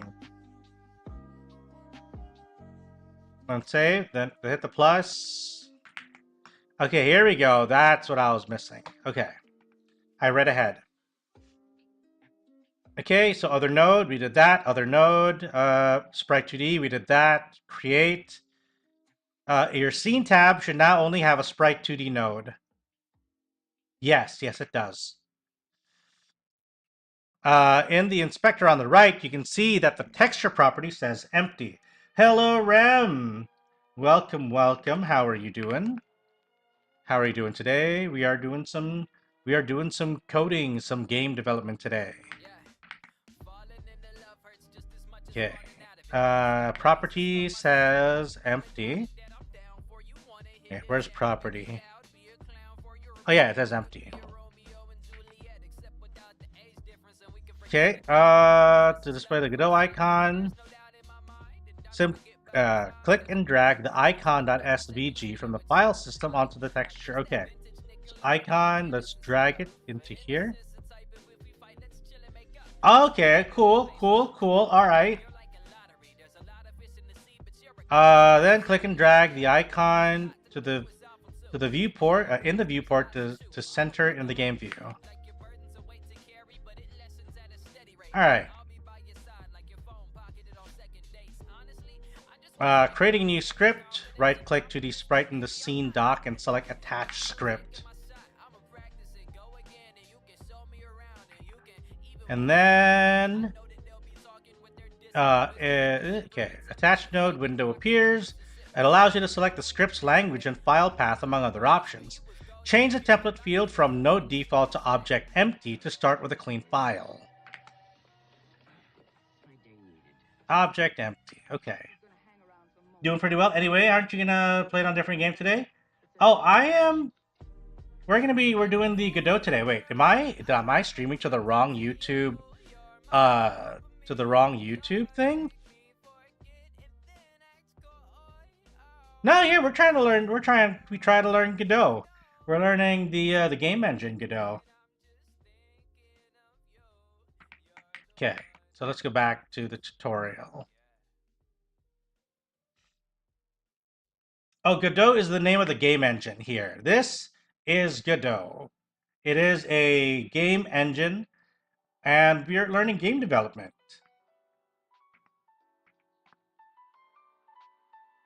So it's a game engine. All right, then create the script. Okay, got it. Extend sprite 2D. Okay, we got that. That's in GD script. If we go to, oh shoot, wait.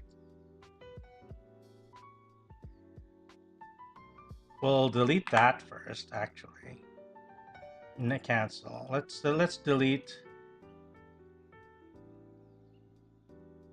Close. We'll attach detach script. Attach script.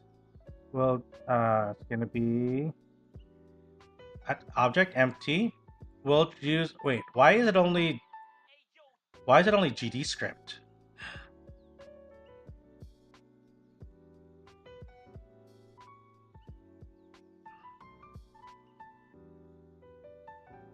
Huh?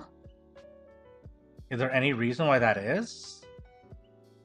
Why can't we select C#? Is it because I didn't download the C# version? I guess we're just stuck with GD script. It's fine. We'll be fine with GD script. Maybe we'll change it for the next stream. We'll see what we can do. Hello, Aralicia. Welcome.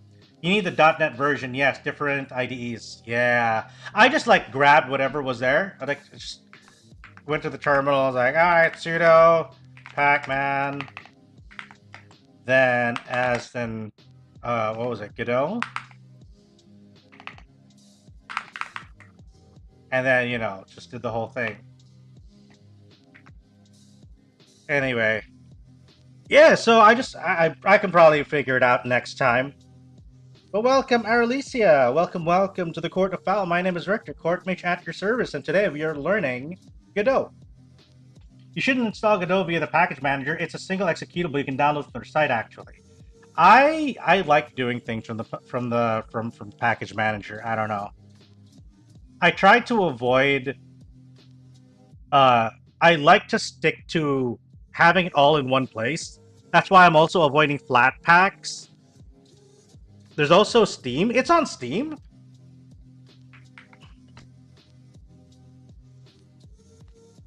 It's on Steam?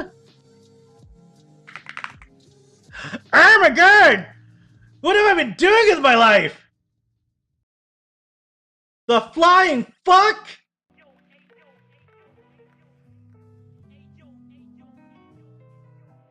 The reason is because they can break your games on updating it. Ah! Fucking stab my balls with a spork, why don't you? But seriously, you should just download it from the main site. Do I gotta? You know what? To be honest, I don't even know if that's on Steam. Eh. You know what? Maybe I'll just get it on Steam.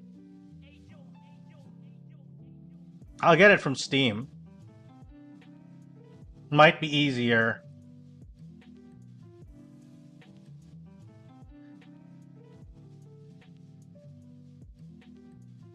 Oh, okay.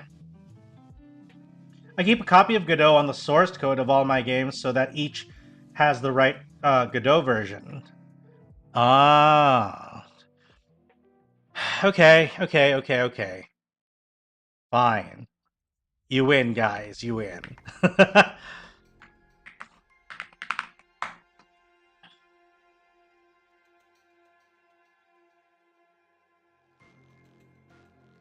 Okay, 4.6.2.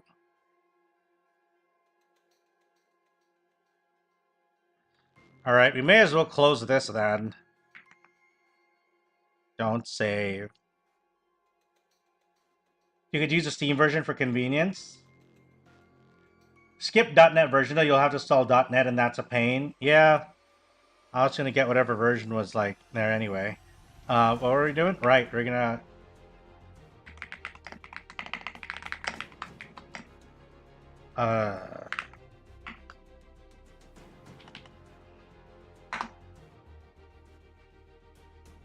Just make sure you use something like GitHub for version control. Ah, yeah, we'll do that. We'll set up Git.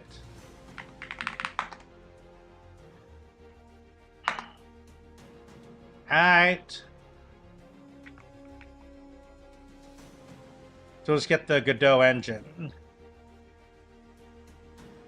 Okay, but how do we get the... I suffered too much for doing that? Ah, yeah.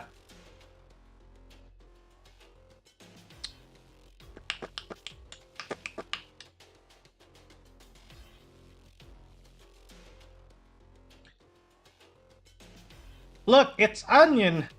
Hello! I am not an onion. Blue button. Alright.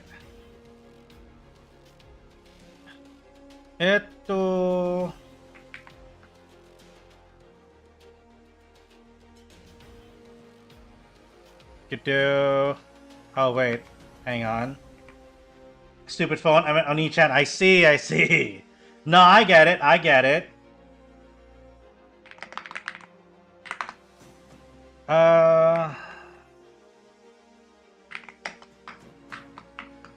Alright. Alright, then we go to the downloads. Let's see what's up. Wait, what? Oh, this!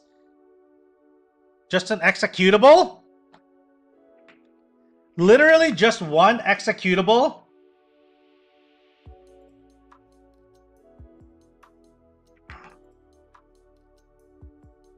Okay.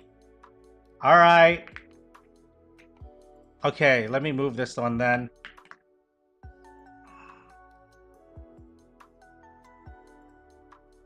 I'll put it in here. I'll put it in the Godot folder.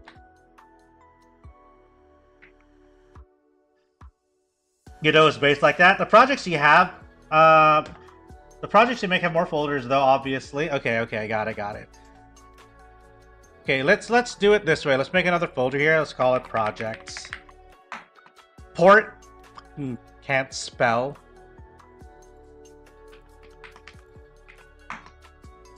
call it project. We'll move our test project inside, yeah? Alright, then I'll just have to add this to my launcher later.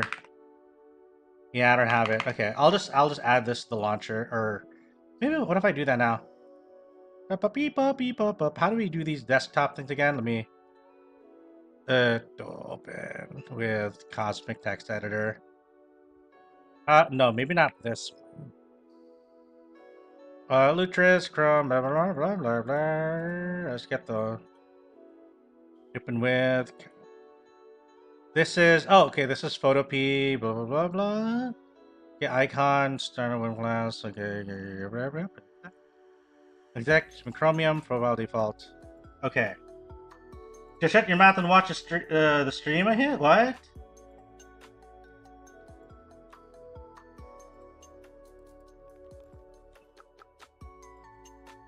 Now, you guys behave. No need to antagonize each other. I asked AI to do these for me too, to make these window manager. I use Hyperland. Hey there, Pronto. Welcome, welcome. This is not KDE. I use Hyperland. Hyperland, and I have what do you call that? And I use Celestia as a quick shell. So I have this stuff, you know, running, blah blah blah. So media, dashboard, performance. I can see my stuff here. So my CPU, GPU usage, and temperature. There's network usage, storage, RAM, whatnot. And then all of this is just like little sub-menus and whatnot. Then my launcher over here. And if I'm getting my little sub-menus, etc. Hyperland, I built my own shell around it, but the dev is unstable as fuck and broke my config like 10 times a month. I just like rip this off of the internet because, you know, sometimes you don't want to have to, like, again, like I only just recently got back into Linux, so I didn't want to make my life that much more complicated. It's like, come on, look at the, just look at it. Look at the default Celestia shell. It's a dots file. Look at it. Look how pretty the original one is. Yes, we are planning to do a bunch of stuff. This is how it looks, is how they're selling it. It's pretty much what it is.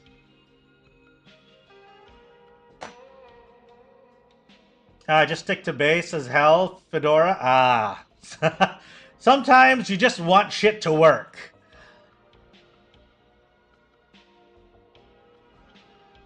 Oh yeah, right. I can do that by command. So yeah, so that's their thing. So let's if I just go here. Oh, sorry, that's 6.7. Then I type in wallpaper.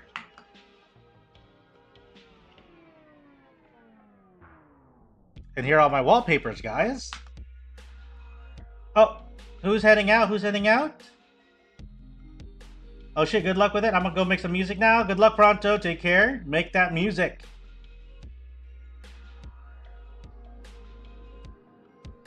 So for example, I have this one. Oh wait. Oh shit.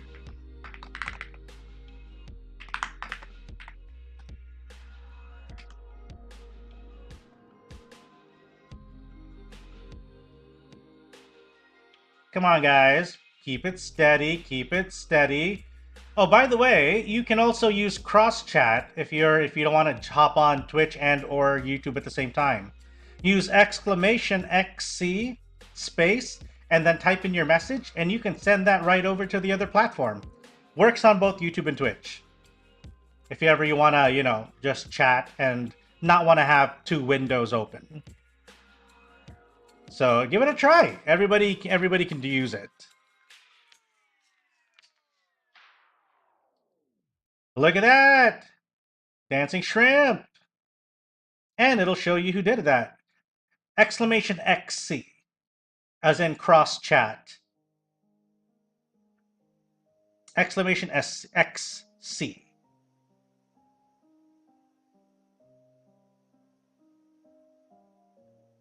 So yeah, like Nito just going for hoot hoot, text the yummers, and that gets sent over to YouTube. Oh wait, no, it's not in the right orientation. Okay, so we change the orientation like this. Then you guys can see the chat that's coming up here, right? And I Nito from Twitch says, Hui? Where is that? Yeah, Hui. Then there's yummers, that's cool. Yeah, then all of that comes up over there. How long did it even take you to set that up? Not very long. Took me like an hour. It's all done here on StreamerBot, by the way. You just go over to StreamerBot, we go to Actions. This is the cross chat command. It's basically it's triggered just by the command here. If you go to the commands, you'll see cross chat here, for example. So if anybody types in xchat or xc, which is the shorter version, that'll trigger, right? If you open that up, you can see here the command is either xchat or xc. And we set here in the sources, it can either come as a Twitch message or a YouTube message. So whether it comes from YouTube or Twitch, it'll be recognized by StreamerBot. And then it'll trigger the action down here, the sub actions. And how that happens is you go to on the switch, it takes in the user type. So so there's a command that gets triggered. StreamerBot will see like, okay, cool. So I have information on whoever triggered the command. Then the variable user type is one of the built-in variables in StreamerBot, which determines from which platform. The user type is always populated with the platform that the user is from. So if you're from Twitch, it'll say Twitch. If you're from YouTube, it'll say YouTube. And then after that, that's basically my case. What do you call that? It's my switch case. So it reads the user type, and then the first case is if it's Twitch, then it'll read this command out that the user, which again is a variable, built-in variable from StreamerBot based on whenever any command gets triggered, then the raw input, which is basically whatever message you typed in. And then the other switch case is for YouTube. If the user type is YouTube, then it delivers a Twitch message with the same format. And then I don't have a default case. So if there's somebody from, I don't know, what are the other platforms available? Kick. But I'm not streaming on Kick. So StreamerBot will never, ever receive a message. Just if it does, then that sounds scary. Anyway, so yeah, that's just StreamerBot for you. And I'm super happy that it actually works on Twitch now. So, good stuff. And I also have the basic Nutty GG StreamerBot starter pack for some of the basic stuff that I don't want to have to set up, specifically. Eventually, I could customize it and whatnot like I did before, but that's going to take time because I need to set up all the graphics and everything. Because I used to have really cool stuff with like raiders and whatnot. I even had like a setup where I had a shortcut command to do the whole what was that? What was that meme? The like the be right back. I had that as a command before, which I honestly found super funny. And I could also do the JoJo. Yeah, I did. Yeah, the to be continued. The JoJo to be continued. I had that command before.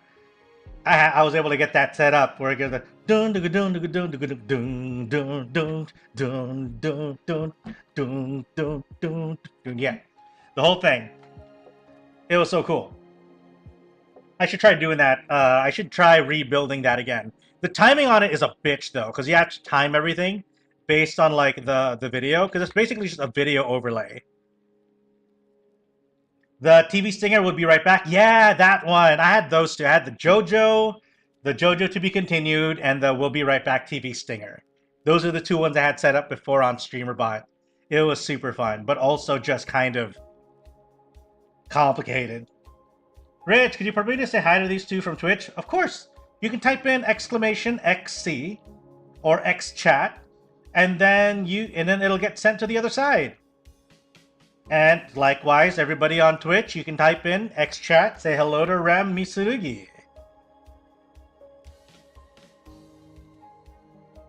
So feel free to communicate with each other as you see fit, as long as you guys are polite. Yeah? Alright. So yeah, so those are the stuff here, some shout outs and whatnot. I did get to set up my shout out though. Okay. Let's. Oh yeah, and all of that is a special scene. You get. I don't know if you guys can see it here. This is an indicator that it's a special scene. Otherwise, this is scene 1. You'll notice over here. This is scene 1. Oh, sorry, workspace 1. Workspace 2 is actually my other screen. Workspace 3 is this one, the browser. Workspace 4 is VTube Studio. 5 is the Twitch integrated throwing system. 6 is Steam. You can see that it's on 6 because it only shows 5 at a time. Where's the maid outfit redeem, gang? Somebody's asking for the maid redeem. Why are you guys asking for the maid redeem all the damn time?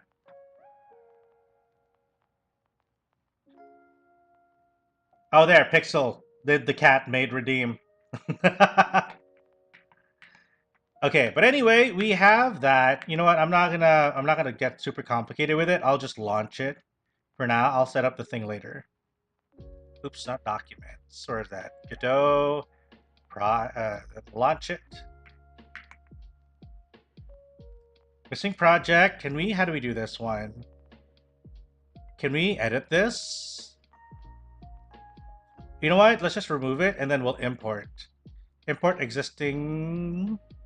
So Godot, projects, test project. All right, import. Sorry, I thought that couldn't send a message till Switch will have it. No worries. You can type in !XC from YouTube and it gets sent right over. No special things required. No special stuff required. Oh wait, cancel. Where's the object? Oh, here, this 2D scene? Oh, here we go, the node. Let's try attaching a script to it.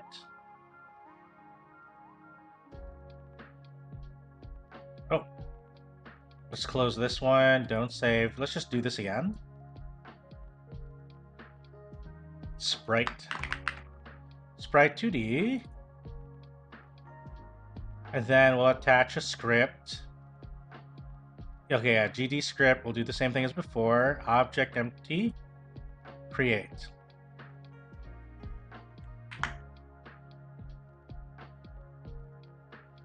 Close.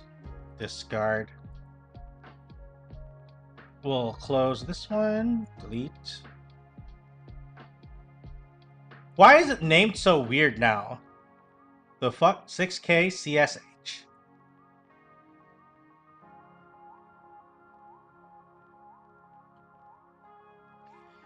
I realize I have 91,000 points. God damn! XT, wonderful maid redeem pixel. I see. So yeah, you know, these are the kinds of things that I like to implement in chat because you guys get to benefit from it.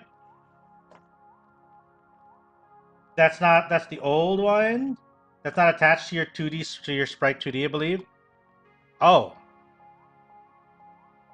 I think that I made a new one, didn't I?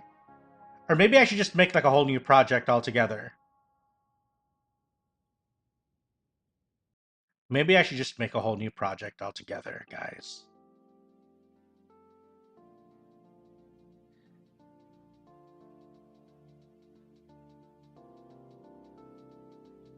Ah, Alpec. Okay. Mwah. There you go. Enjoy. Remove. Let's just remove. Oh wait. Wait. How do we delete? Just remove. Chotto. Does it stay? Let's just delete the whole thing and pretend it never existed. Chat. New project. Browse. Document. Not Why do I keep going to documents? Godot, projects. We'll make a new folder. Okay, select folder. We'll call this new game project. Yeah, let's just call it that. We'll use git, create.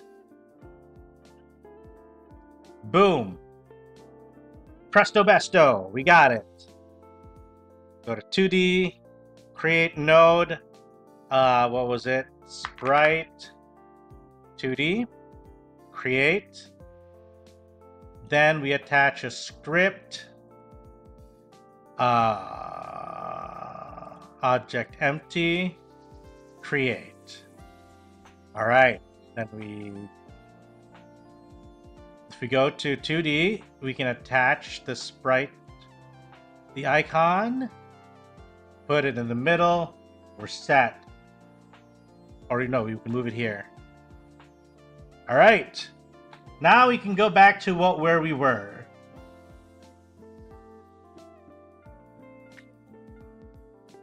We'll close this.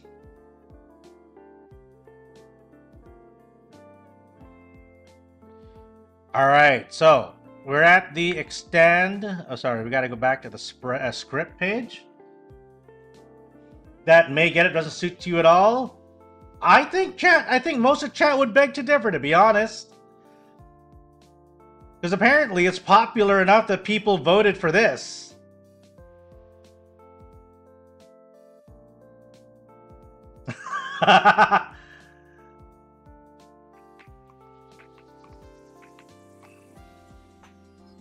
Apparently it's popular enough that people voted to get a maid redeem, a cat maid redeem.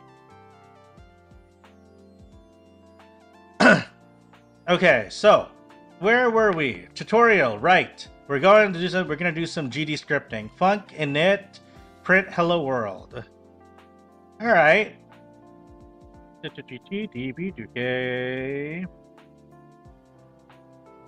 Okay, it just extends the classes. It'll inherit. Okay. Script doesn't do anything. Let's make the print hello world. Got it. So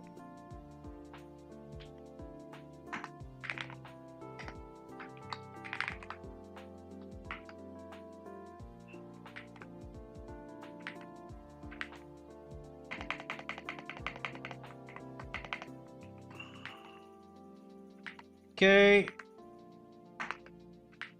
Then just print.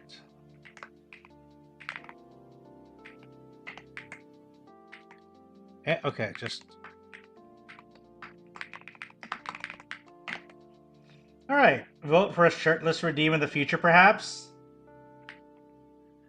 Okay, I have some news for you, Alvin.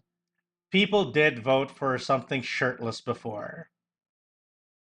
Let me just share it. I hope YouTube doesn't kick me off the internet for this. Let me share an old image. This was voted on by chat like a while back. Let me look for it. Yeah? Give me a hot minute.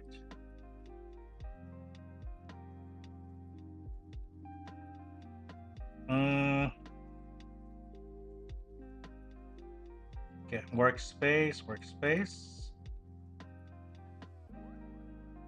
File arts.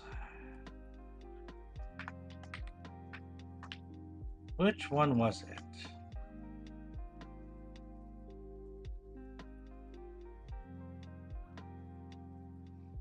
Oh, here we go. Oh, shoot. Okay, it's huge. Wait, my bad. There you go. There you go.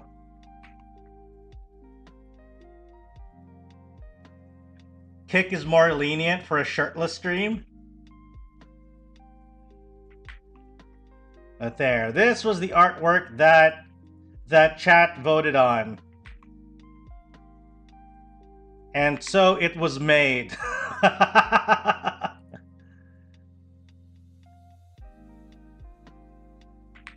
So yeah. Oh, that art piece, I think I've seen it before. Yeah, I think I may have used it at some point for like thumbnails. All right, so we got a hello world funk. Okay, let's just okay,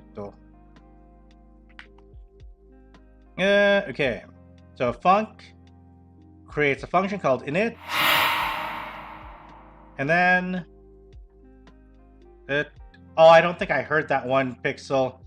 I think I may have accidentally removed that audio source. Rather from me from hearing it. I want that art. It's on my... You guys heard it? I didn't hear it. I think I need to do something about that because it's not audible to me. I'll set it up. I'll fix that for next stream. Give me my points back. You have 91,000. You'll be fine. Oh no, add time. How would have you done, Humpity Dumpizzle? Save the scene as TSCN. Okay. Okay, we were supposed to go there anyway. I am so sorry, everyone. It's ad time. You will only be spared if you have been subbed or if you're on YouTube. All right. So save the scene. Press F6 to run it. Oh, Jesus. Okay. That thing just comes up. All right. And then it says hello world down here. Not gonna lie, I thought you were gonna be the one doing the ad. Wait, did the ad come up? It should automatically redeem. Anyway, that made Get Up. I heard about it. I heard popular. I wish I could have... What do you mean? You could have what one? You know what? Maybe I should just run that manually. Give me a hot minute.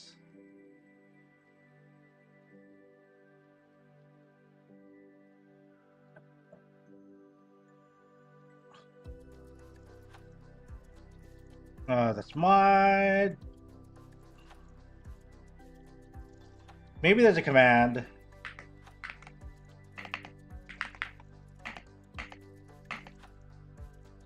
Where is the owl?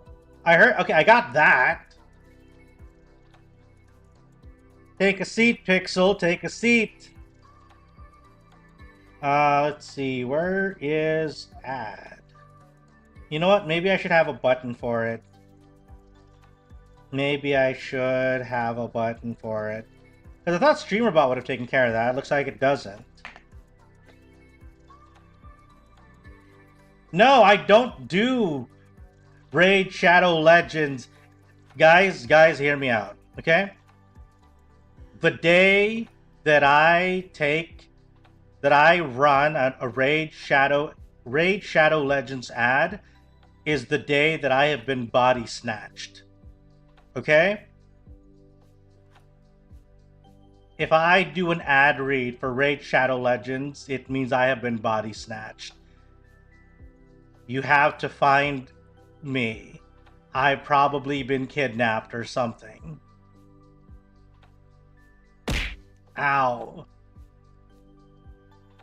Take a seat, Flare. Okay, that's not it.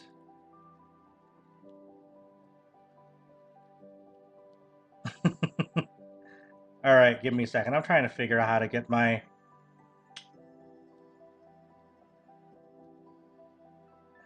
No! If you ever took the offer for rate, what do you... Nito! How is Koro? Koro's on Twitch. I don't know if Koro's just lurking right now. Manners, I don't mean to keep you with my rambling. No worries, no worries. I think Koro's just somewhere in chat, probably lurking.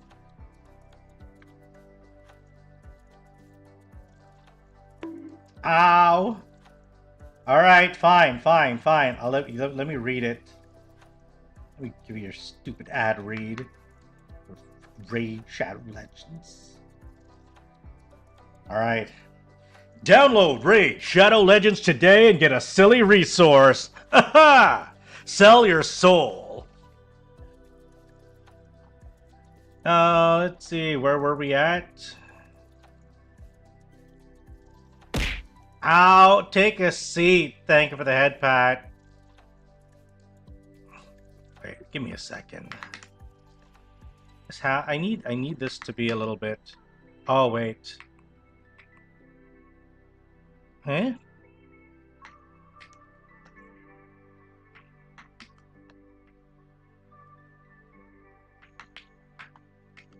Wait. Oh shoot.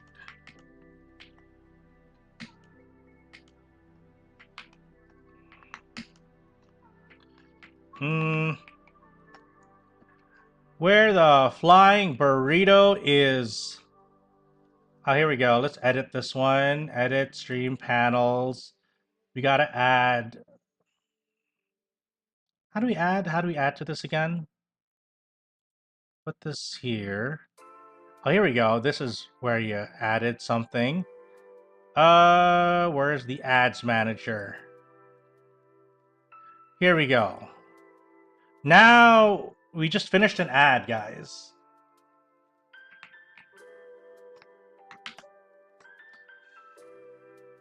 Yeah, that's a normal thing. That's an average. That is an average thing to happen around these parts. Splash water redeem? Actually, one of my next things, Rem, is that I plan on implementing commands like that for YouTube. But because YouTube does not have a point system, I'm thinking of making I'll try to implement some kind of point system, keep it in like a flat file or something maybe. I don't think we have enough viewers that will necessitate a full-on database. So maybe just like a flat file just to keep track of everybody's what do you call it? A two-row flat file to keep track of everybody's points. And then you'll just like get more points or whatever the longer you watch. Like if you're watching for 5 minutes and you get like some points or whatever. You know, something like that. I'll figure it out we'll figure out how to do it over on StreamerBot. You can link it to YouTube Super Chat. I have not re-enabled my monetization on YouTube because there's a bunch of documents that they're asking me to fill up and I just haven't really... I couldn't be bothered. I'll be honest. Yeah, I haven't yet. I did, and then they said, oh, we need you to update some stuff. And so I'm like, fine, I'll do it at some point down the line. So it is, you know? I'll get around to it. Maybe tomorrow. I'm not streaming tomorrow, so maybe I'll do it then. But don't worry, we'll figure it out. I'd rather have it time-based, though. And then if we want to have like a super chat thing involved, that'll give you like just a bulk set of points or something. Or give you like a multiplier or something. But I want people to be able to have points without having to do super chats or anything of the sort. Because just watching should be at least should be enough for you guys to get the points to do the cool stuff that the folks on Twitch do too. Because that's how the Twitch system works. You watch, you get points, great. So I want YouTube to at least be closer to par with YouTube, with the Twitch stuff in terms of interactivity. Creating your own point system when your own hardware is demanding? I'll find out. I will find out if it is demanding or not.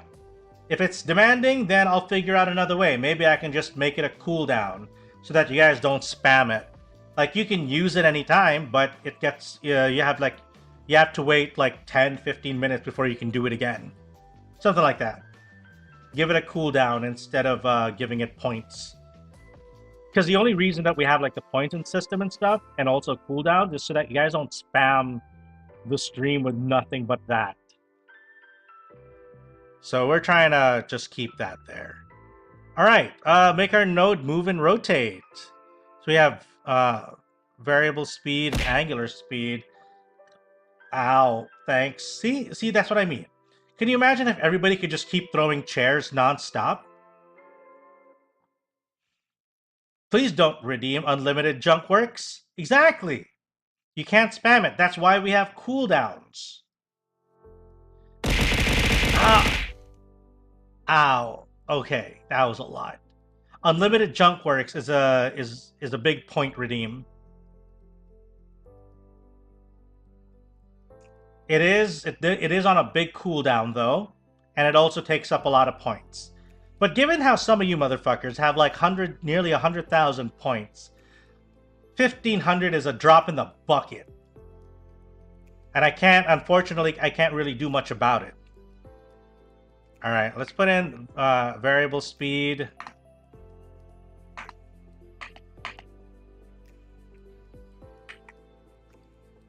Okay.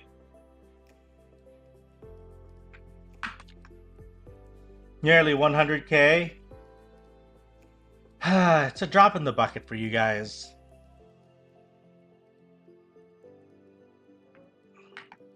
Okay, so we have that. Speed and angular speed. Every node instance, okay. To move our icon, we need to update its position and rotation every frame in the game loop. We can use the process virtual function of the node class. Okay. If you define it in any class that extends the node class like Sprite2D, Godot will call the function every frame and pass it to an argument named delta. Okay. Oh, okay, I see what it means now. So, process is the thing that runs every frame.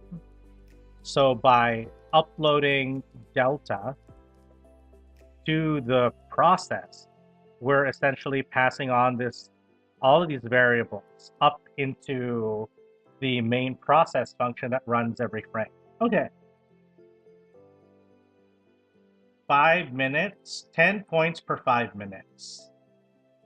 I see. So if we, okay, one. Okay, function, okay, let's see, is that it? So that means we should, was it F6? Oh, yeah, there we go. We got a spinning sign. We got a spinning icon, guys. We did it. Oops. All right, so that's good. We have our little spinning icon. Okay, so delta argument was taken by process is a double. We therefore need to convert it to float when we apply the rotation.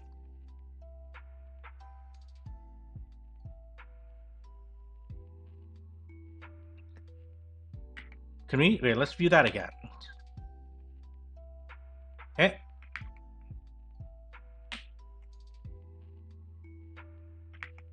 Okay. What was wrong with that? Oh, location. Oh, moving it around. Okay.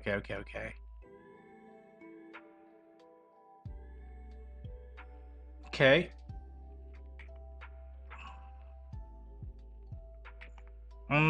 Velocity. Let's put that up here since we're grouping these things together.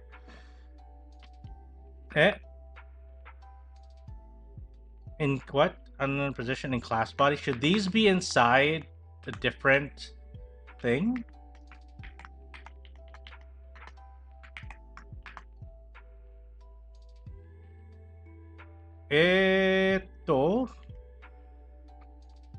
Unexpected identifier position in class body. We don't have, wait.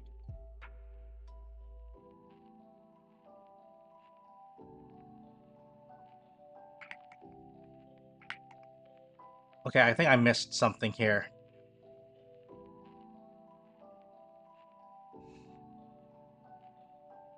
Okay. Let's make the node move. 2 line. Okay, add the following 2 lines inside of the process. Oh, it has to be inside the process.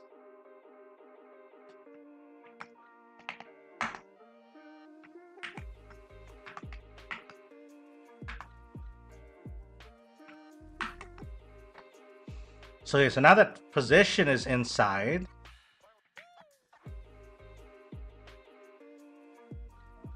Okay. So this one should start moving around. Hell yeah! Alright, we're doing it. We're making some progress.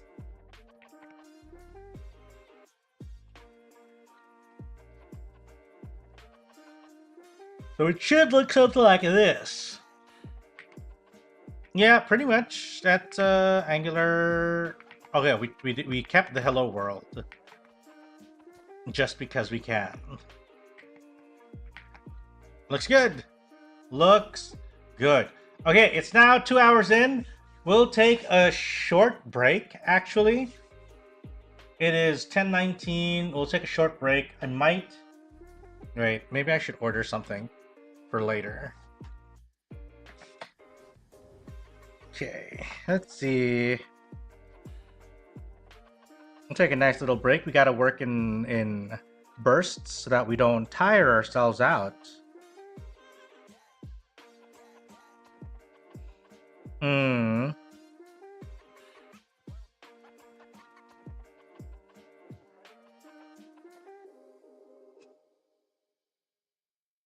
Wait, let me just...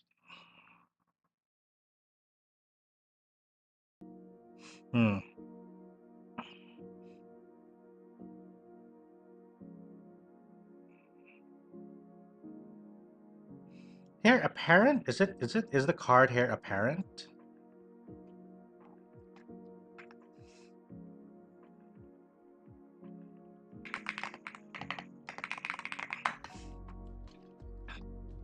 Yeah, it is hair apparent. Okay. Sorry. Just had to check something real quick, yeah?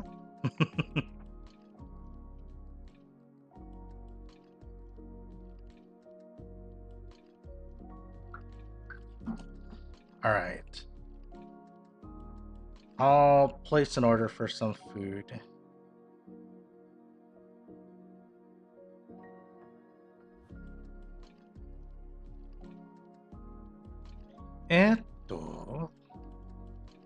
Alright. What do you guys think I should get?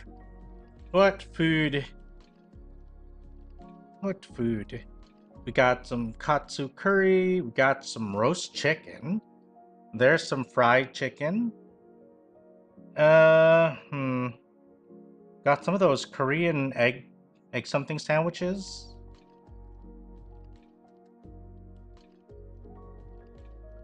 What was this? Oh, there's a pan I can get from Panda Express. They have a new item, apparently sweet and sour pork. Depends on how hungry you are. I'm not super hungry. I had a bit of food earlier today. Around, I want to say 5 o'clock. But it's like 10:30 now, and I'm starting to get a little bit on the peckish side. So...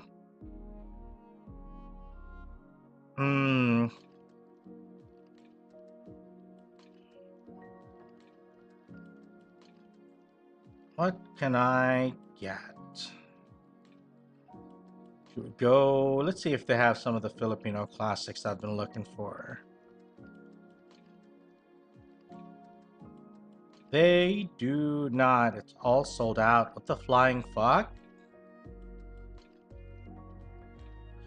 Oh, maybe the place is just closed.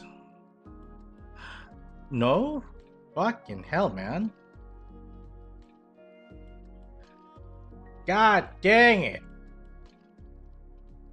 Maybe the branch further... Then probably an egg sandwich instead of roast chicken or katsu. You know, fair point. It is a little bit late, so maybe I don't want to be overeating too much this hour.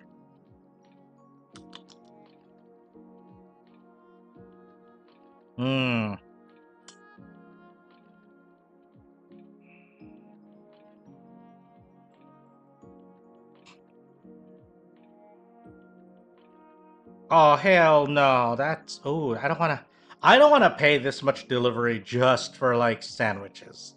I hate that. I hate that so much. I do not approve of this.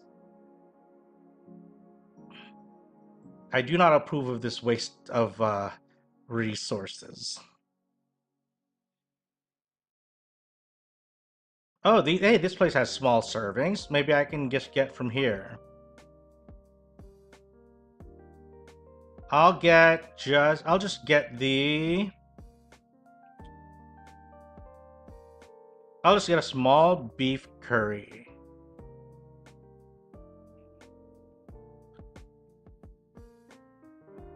Yeah, I think this is about right.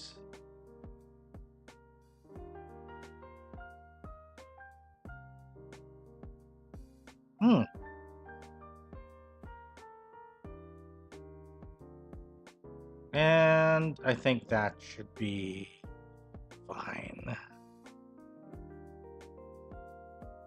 At least that I don't feel too bad about because of the flying fuck.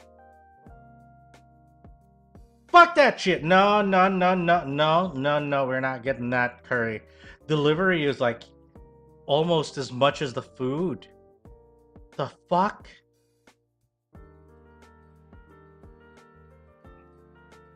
Why is it so hard? Why is...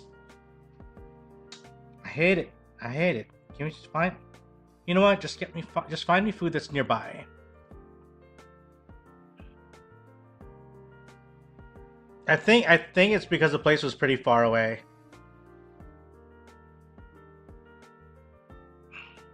Do you have a local place? Yeah, that's what I'm trying to look for now. Like places that are a bit more local.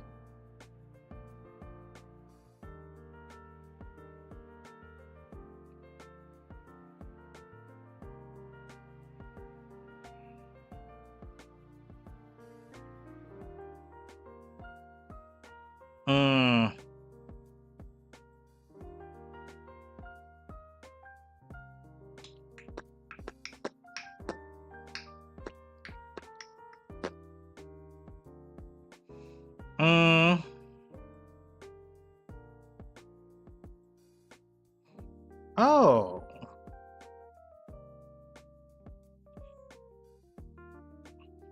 $2K points? What do you guys... Oh, okay, you guys are talking about the redeems. Ooh, maybe I should get... Maybe I can get some Jollibee delivery.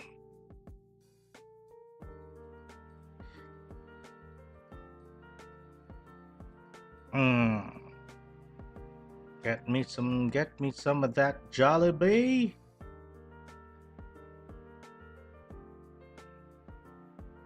What's a good one? Oh yeah, speaking of Nito, were you able to get the were you able to get the Jollibee what do you call it? Emotes? The emote?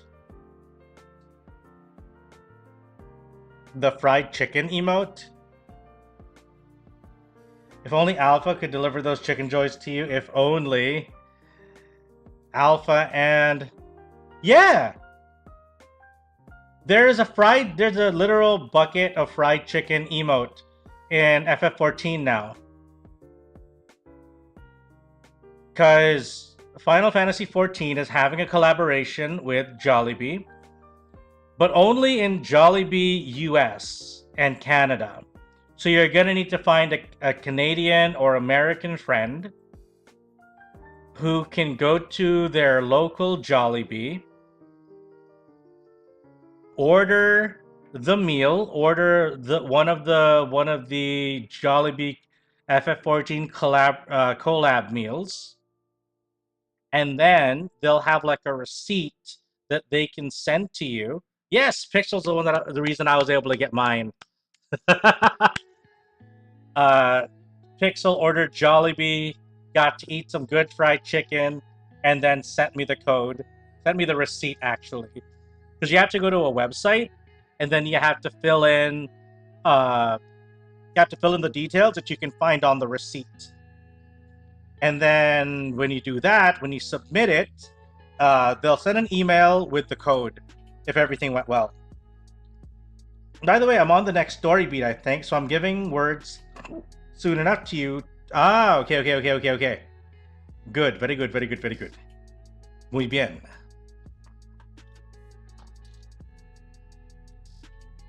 Very good. So now, you know, just get yourself, find a way to get it. however you want to do it, whomever you wish can assist you, then get the receipt. Or they can be the one to redeem it for you, and then they'll just send you the game code. Because that also works.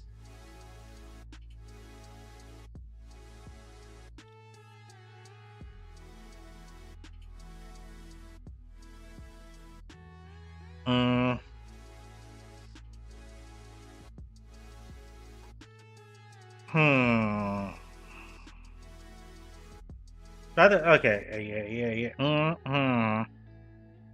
Oh, Popeyes. Popeyes isn't bad. They have decent chicken sandwiches. I can probably grab one of those.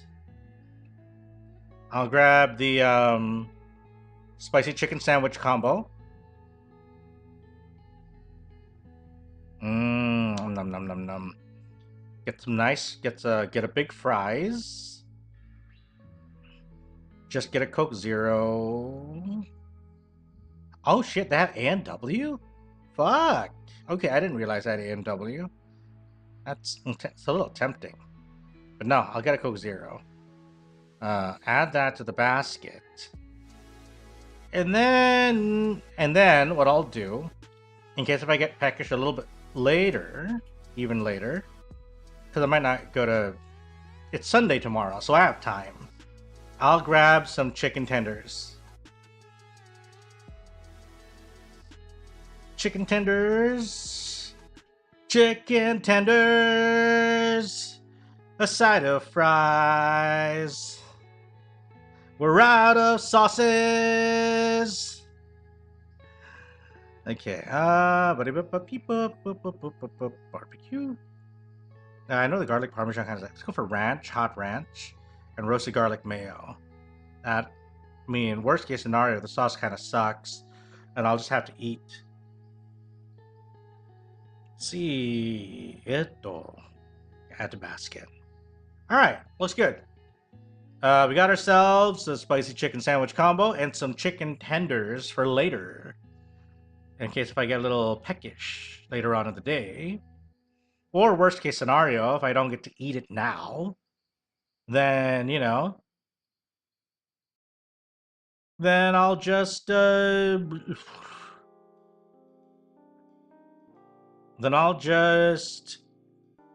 heat it up for tomorrow. Right?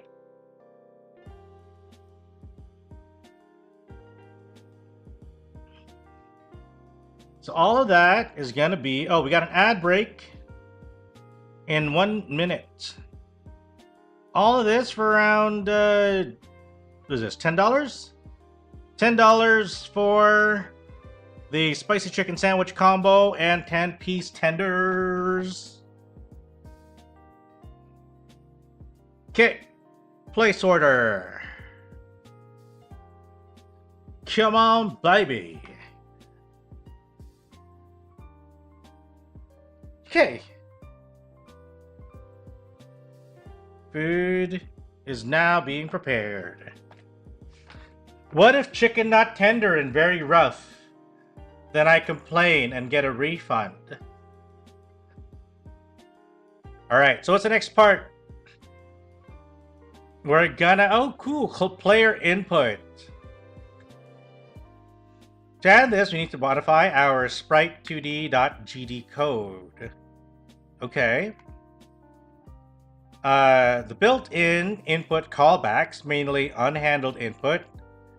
Okay, like process, it's a built-in virtual function that Godot calls every time the player presses a key.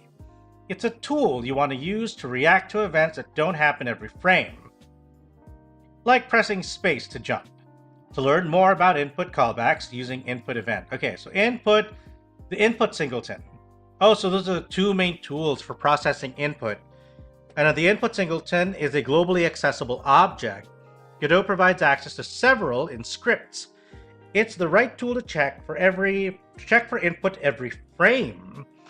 We're going to use the input singleton here as we need to know if the player wants to turn or move every frame. Got it.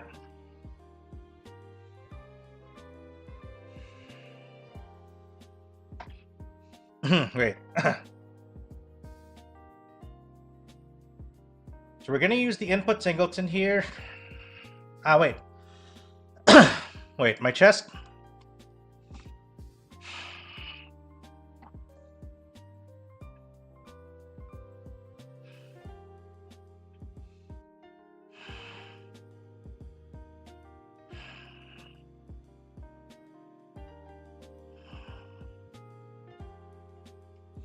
Hang on, my chest hurts a little bit.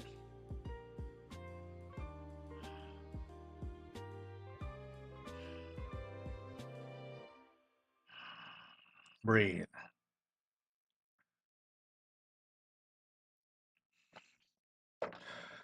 I should stand up a little bit. Okay. Ooh. Just trying to stay calm, you know? Keep it steady.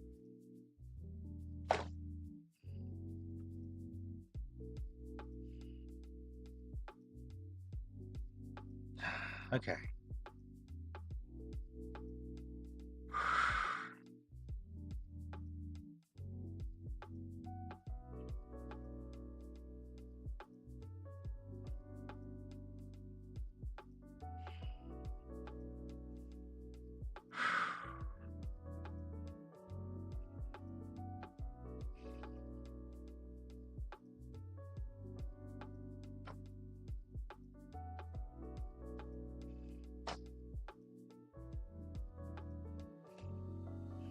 Okay.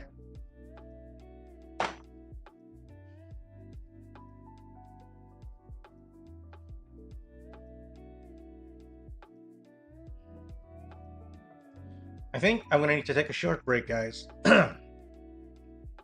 Might need to take a short break, and then I might also need to refill my water. I think I ran out. There's a little bit of Gatorade here, but not exactly the most, how do I put it, palatable thing to drink. But it's probably better than nothing.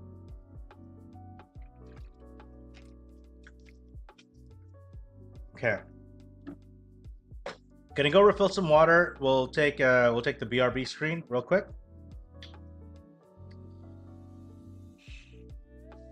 If I do not make it back in, like, I don't know, half an hour, I hope I do. All right. So, what time is it now? Time check, 10:36 p.m. for me. Double checking here. Yeah, it's 10:36 my time.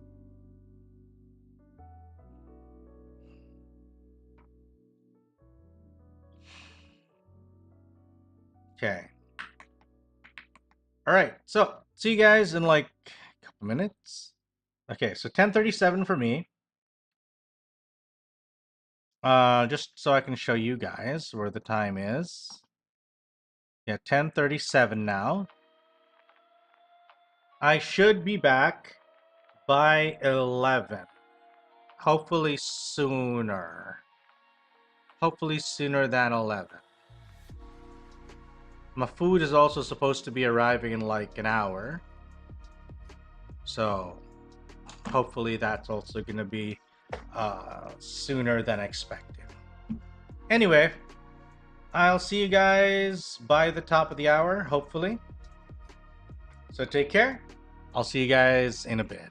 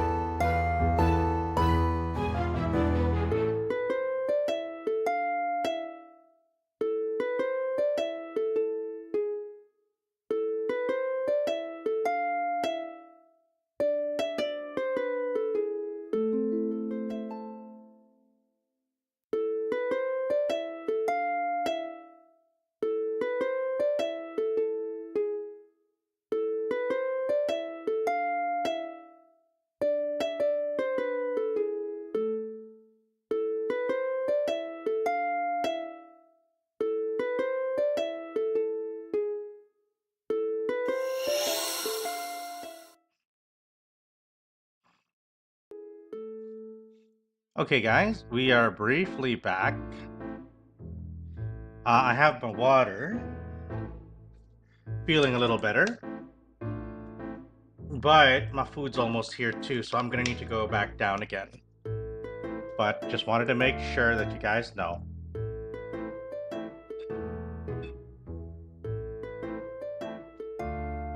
Okay. Okay. So, just letting you know that I'm still here. Good to know. Thank you. Okay, so with this, I will put it back on the BRB as I go pick up the chicken sandwich. All right? See you guys in a bit. Hopefully sooner.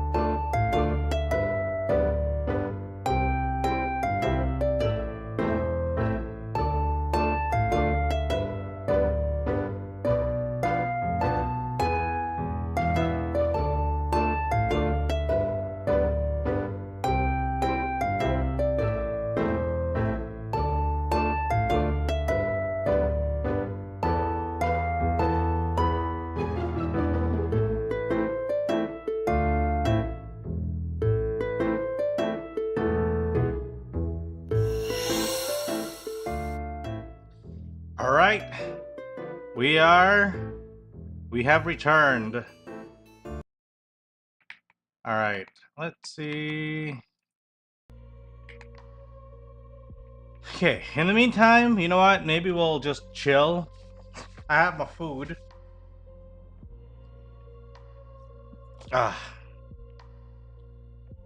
Oh, excuse me. Oh, okay. That was rough. Should we watch something? What can we watch while we eat? More? We'll watch some tutorials, maybe?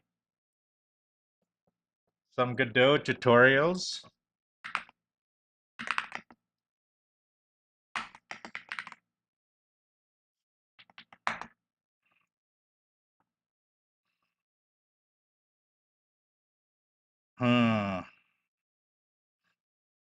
Alright, let's watch something.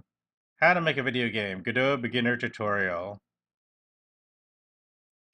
Let's just watch it while we're, doing stuff. Godot. Whichever you prefer, if you want to use it to make a game, you've come to the right place. I've been making video games for more than 14 years now, and recently I've fallen in love with Godot. Godot is a great choice for many developers, and pretty beginner-friendly. Also, it's open source and completely free to use. Now, you probably have a bunch of ideas of games that would be cool to make, but no matter if you're dreaming of making an FPS, a 2D platformer, or anything in between using Godot, the first step is of course to install it. Now, this process might be a bit tedious, but bear with me now. We go to godotengine.org, press download latest, Godot engine, and we're done. This is a huge advantage of Godot. It's extremely lightweight and can even run in the browser. Now, you might want to unzip this folder and place it somewhere you remember. Welcome back, Alvin. We're just going to be watching while I eat. To open up Godot. So let's double click it. Bracky's my goat. To ask us if you want to look at some example projects. I'll just press cancel. Then we can press new. Name our project, say, first game. I'm going to place mine on my desktop under my games folder. Let's create a separate folder for let's see how it goes. Create folder. Might learn better. And here we are, a clean slate. Okay, looks familiar. Canvas. Oh, I am so ready to make this game about... Well, this might be a good time to decide what our game will be about. But first, this video is sponsored by Zenva. If you're excited about Godot 4, make sure to check out Zenva Academy. They offer comprehensive beginner and intermediate courses, including a fantastic free introductory course on Godot. What's really cool about Zenva is how they combine fun and practical learning through professional video tutorials, written lessons, and interactive quizzes. Plus, you'll be building real projects across various genres from RPGs to bullet hells. Zenva also has a wide range of courses on Python, Unity, Unreal, and other essential tools. So if you want to check the other stuff, which includes a 7-day free trial, you unlock over 250 courses. Use the coupon code below to get an extra 20% off the first year of your Zenva subscription on top of any existing site-wide discounts. The offer is valid for the first 50 subscribers, so make sure to use your coupon today to start your game dev adventure. So, in the spirit of learning the basics of the engine and giving you an overview of how you can start using it to make things, I've put together the most basic game I could imagine. But we're taking a short break to watch the video while I eat food. But it does have I got myself a chicken sandwich from Popeyes. Collectible coins, and most importantly, it should get you familiar with the engine in no time. Also, we'll be working in 2D, but another really cool thing about Godot is that it's very easy to transfer 2D concepts to 3D. So don't worry, if your dream game is in 3D, most of what you learn here is going to directly apply. As for programming, Godot uses its own scripting language called GDScript. It's pretty fast and easy to use, but still quite powerful. We'll do a bit of programming in this video to get you started, but the main focus is really to get familiar with Godot as a whole and to quickly get the game up and running. Because of this, I don't expect you to fully understand all the code you see. Feel free to write after me and just lean back and observe. Our next video will be about learning to program in GDScript. Alright, I promised you food without salt, so let's get cooking. What? What the hell?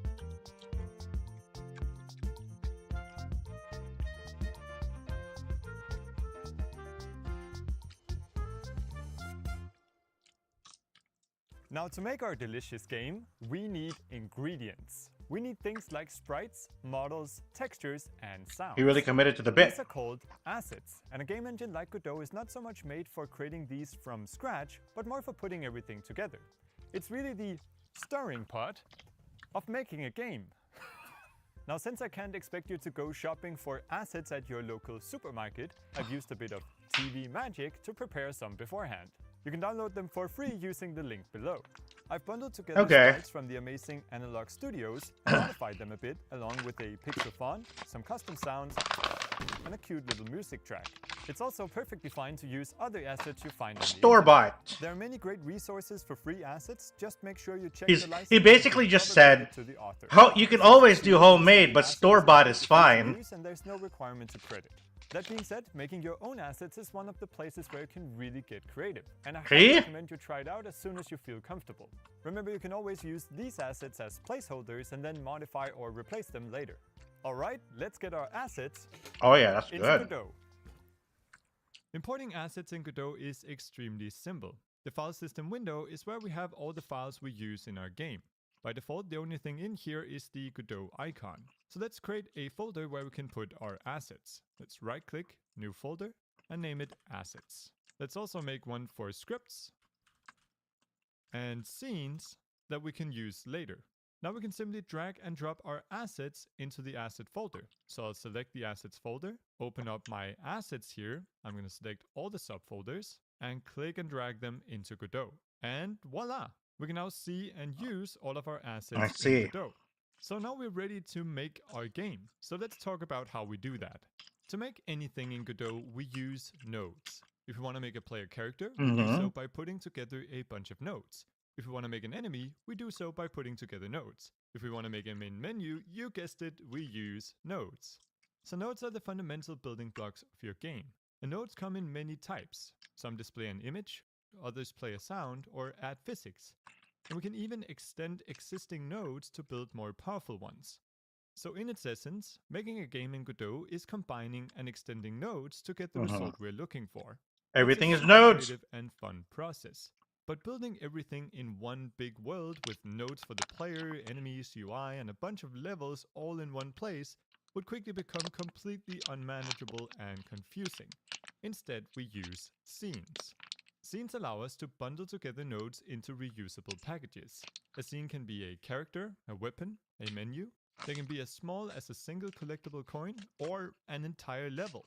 Scenes make it really easy to focus on building one part of our game at a time, and then slowly combining them to make our game larger and larger. This is because we can put scenes inside of other scenes, which is called nesting, and allows us to take, say, a player scene, a platform scene, and a collectible coin scene, and put them all inside of another scene, say a level 1 scene. And even cooler, since scenes are reusable, we can make a scene only once and then use it all over our game. We can make many levels that all use the same collectible coin scene. And if we want to change something about our coin, we simply edit the scene and it automatically updates everywhere else. As you can see, all the nodes and scenes in our game start to resemble a tree-like structure. And that's exactly what we call it, the scene tree. And fittingly, we call the node at the very beginning of the tree the root. So now that we know a bit about how Godot works, let's start by making the most essential part of our game, the player character. Player 1.0. So let's create a scene where we'll put everything together. This is going to be a 2D game, so I'll select 2D scene. And let's rename this from node 2D to game. And even though it's empty, let's go ahead and save it. So hit Ctrl S, go under scenes, and let's save it here. And now we can actually play our game. It's not going to be very exciting, but let's try it out. So let's hit play up here or simply press F5. It's going to tell us that we haven't selected a main scene. We need to tell Godot which scene to run.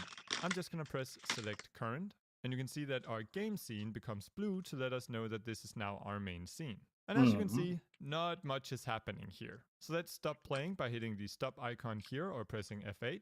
And let's put in a player to make it more exciting.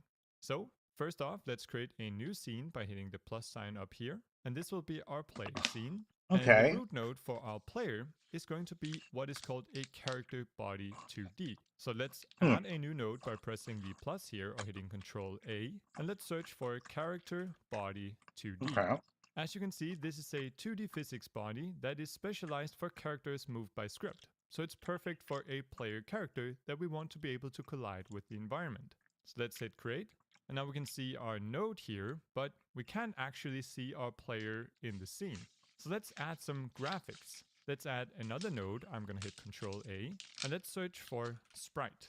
And as you can see, we can choose a single sprite, or in our case, we want to create an animated character. So let's choose the animated sprite 2D. Sprites are just what we call images in our 2D world. Now, with this node selected, we can use the inspector here on the right to change properties on that node. If we select a different node, say our character body 2D, we can now see the properties on that node instead. So our inspector allows us to change things about a node. In our animated sprite 2D, we want to add some animations. And we want to give it some sprite frames, the individual frames that will make up our animation.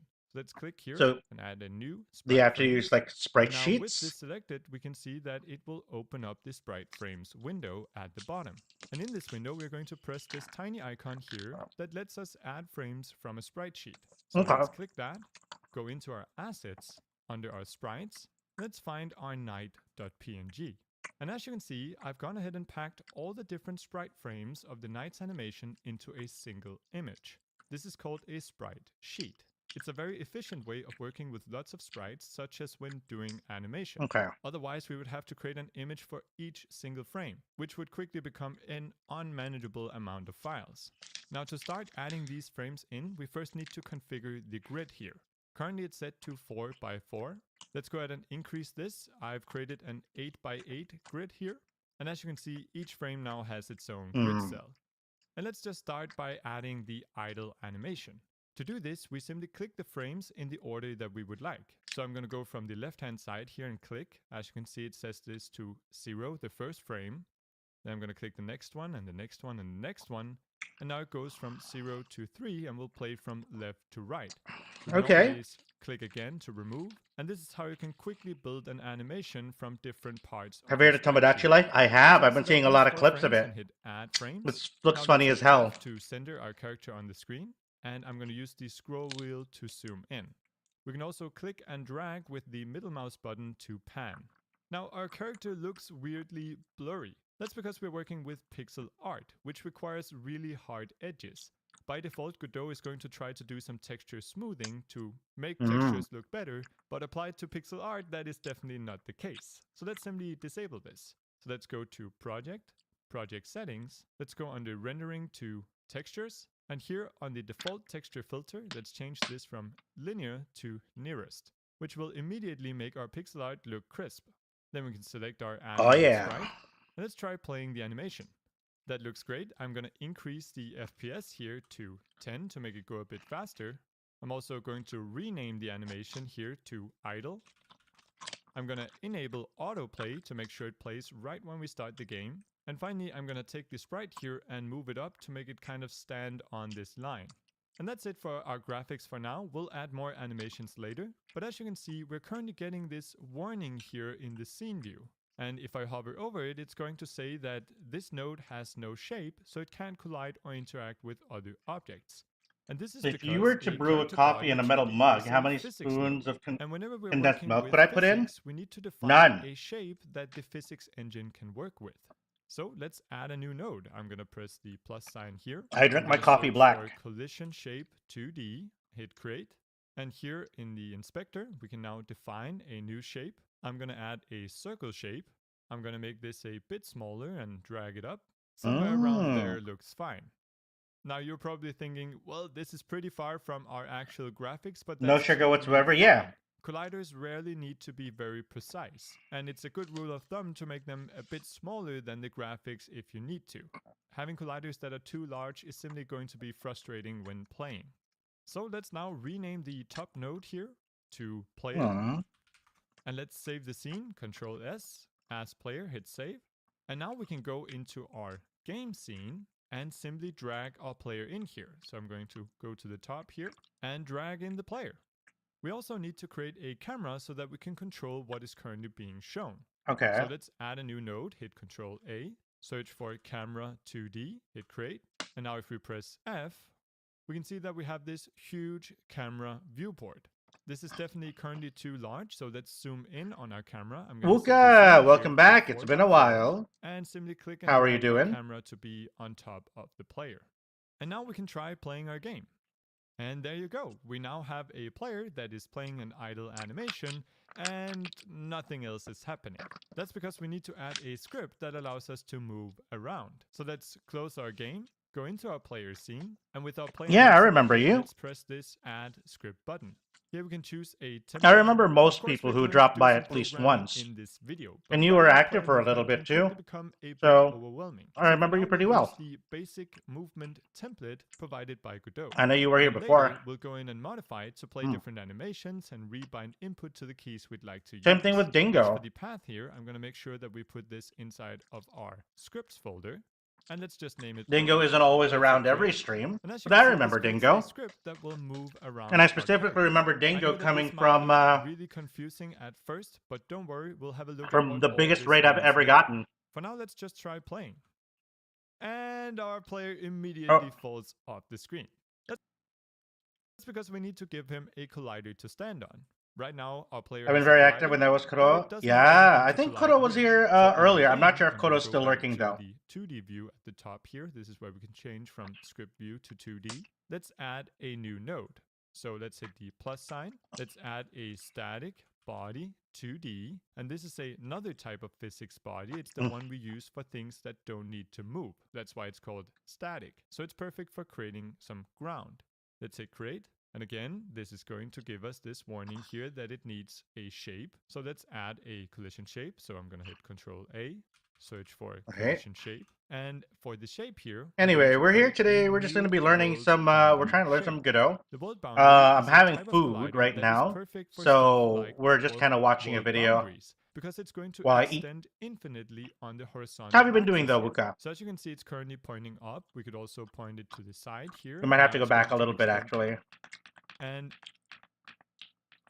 this is another type of physics body. It's the one we use for things that don't need to move. That's why it's called static. So it's perfect for creating some ground. Let's hit create. And again, this is going to... Are you doing better? I think I think Godot is starting to recover a little bit. Godot has been a little bit more active on Twitter as of late. So hopefully, I think things will slowly get better.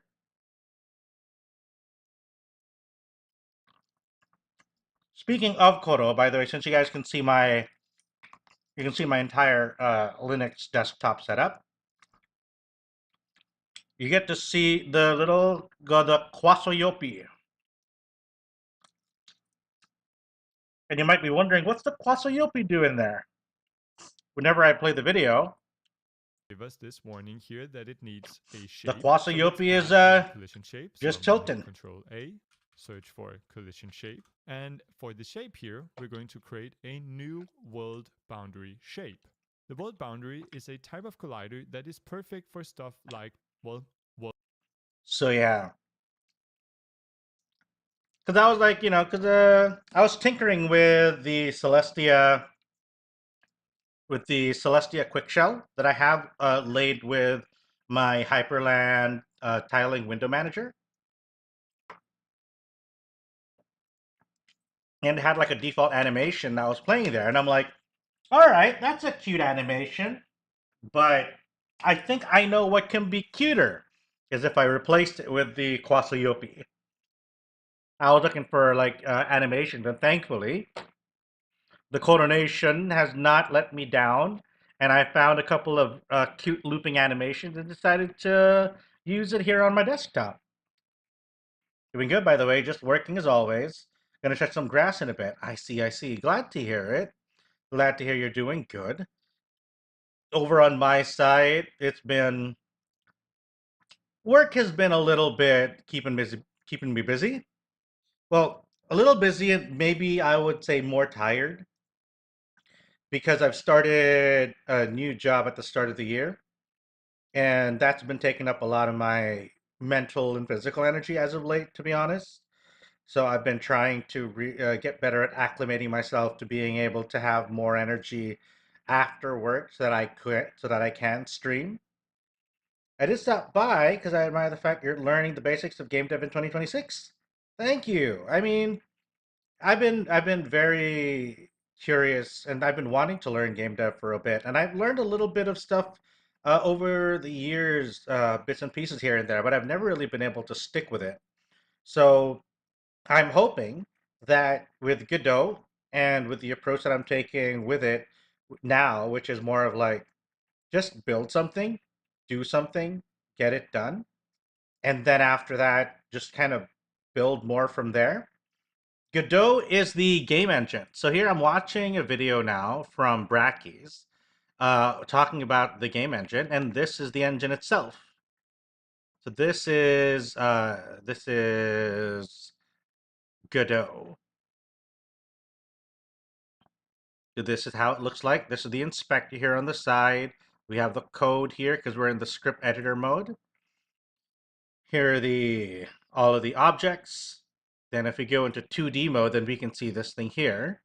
But if we press F6 and when we start it, as you can see, the thing we've coded just has the stuff in, that it's moving around with. Because if we go to script, it says here that the speed of the object is at 400. The angular speed, I don't know what the angular speed is supposed to be. Pi 3.14. And this process delta is just about the rotation and the movements. And then the position here is the one that actually moves it around the map. So yeah, little things like that. We're trying to go through the tutorial here actually on this one. We're following this tutorial. But then since my food arrived, I figured, you know what? Let's take a quick break and watch some videos. And so that's how we ended up on the Brackeys beginner tutorial, which I think I kind of like a little bit more because it goes straight to the point. So I think maybe after this, we'll save and then we'll get back to it. Don't worry about it. You're not stealing. You're not stealing my time. We are on a stream and I am interacting with everybody as much as I can. And again, we're having some food. We're not trying to rush. We've done plenty already. We've done a little bit of coding here and there. And honestly, I think just making a little bit of progress at a time is perfectly okay. I want to also set that example where progress is what progress is. Sometimes it's not going to look like a lot of movement in one day. Sometimes it's just going to be just a little bit, just having that energy, that determination to start, right? And then more importantly than start is to do it again and continue again and again and again. So yeah, we're gonna just keep on watching for now until I at least finish some of my food, and then we'll be back. So as you can see, it's currently pointing up. We could also point it to the side here, and now it's going to extend infinitely on the vertical. I'm gonna hit Control Z to undo that.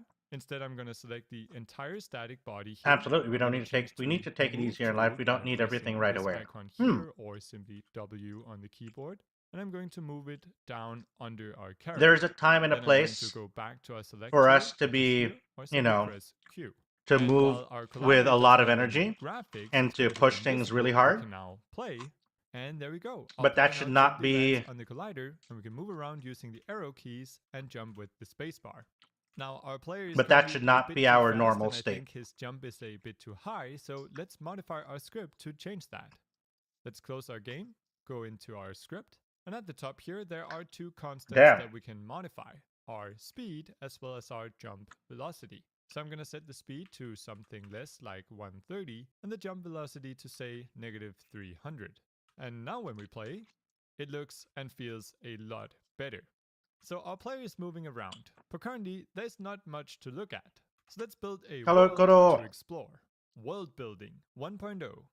So to build our world, let's begin by removing our collider here. We're going to build an actual ground for him to stand on. And let's instead add a tile map node. Yes, I am.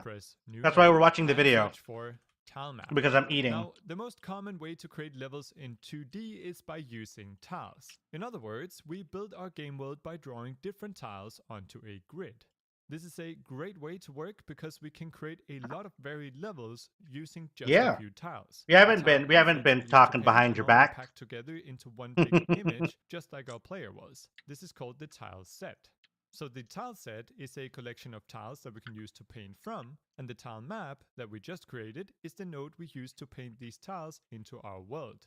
So to start painting on our tile map, we need to add a tile set. So in our inspector... Oh, this is already a tile map? A new tile set. And if we press it here, we get to configure some things about it. The main thing you want to make sure is set correctly is the tile size. The tile set in our asset does indeed have 16 by 16 pixel tiles, so we'll just leave that as is. Now at the bottom here, you can see that we have two tabs. We have the tile set and tile map.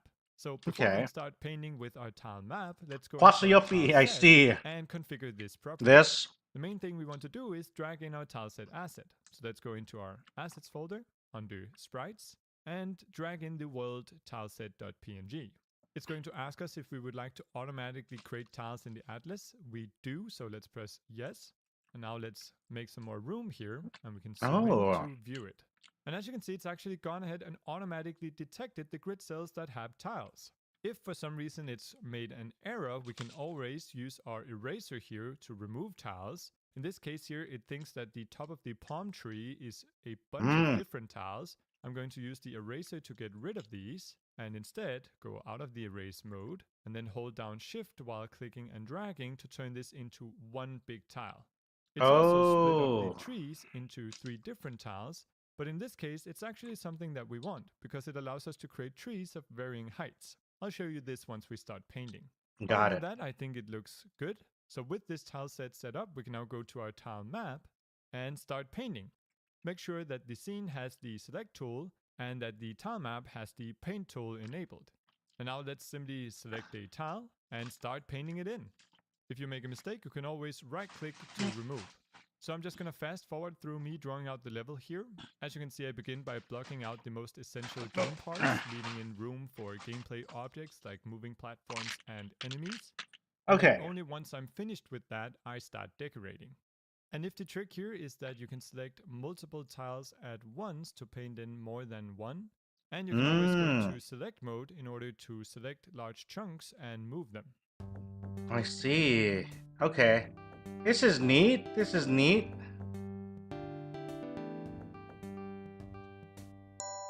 Now once I'm ready to start decorating, let me just show you the cool trick with the trees here. So let's say we want to add a tree here at the top.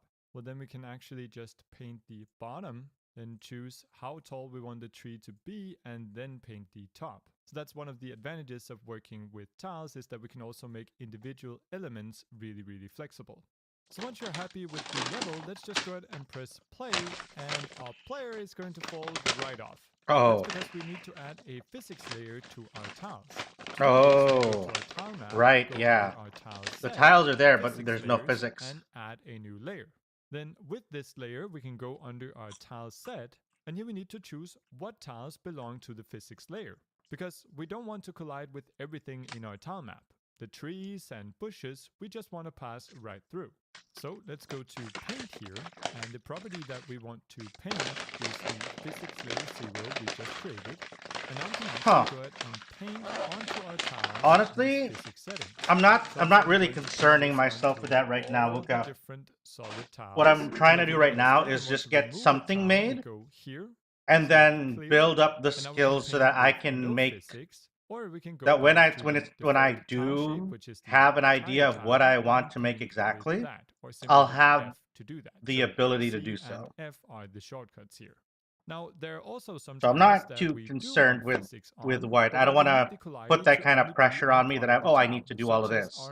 It's more like I want to build something that moves, and then from there it's like, yeah, you know what? I got this done. I'll move on to the next step. What can I build next? So over here on the left, we can actually modify these because I don't want to exactly suit our because I know that I'm going to get myself distracted too much. Points by clicking and right-clicking. But in this case, 4 points will do just fine. And that's a good shape for our collider. Then we can paint these onto the 3 different tiles. Oh. And then for the next one here, we can configure it. This slants up a bit. Oh, this I'm gonna is paint that on as interesting. well. And then for the final one here, let's go ahead and make that go in the opposite direction. And here you actually want to be pretty precise whenever you have an overlap of the colliders here. I think that looks pretty good. This helps avoid that our character gets stuck. I'm also going to take the tile map and drag it to the very top so that we can always find it. And now when we play, we are indeed colliding with our environment. Awesome. Yeah. We probably want our camera to follow the player because he's currently just running off the screen.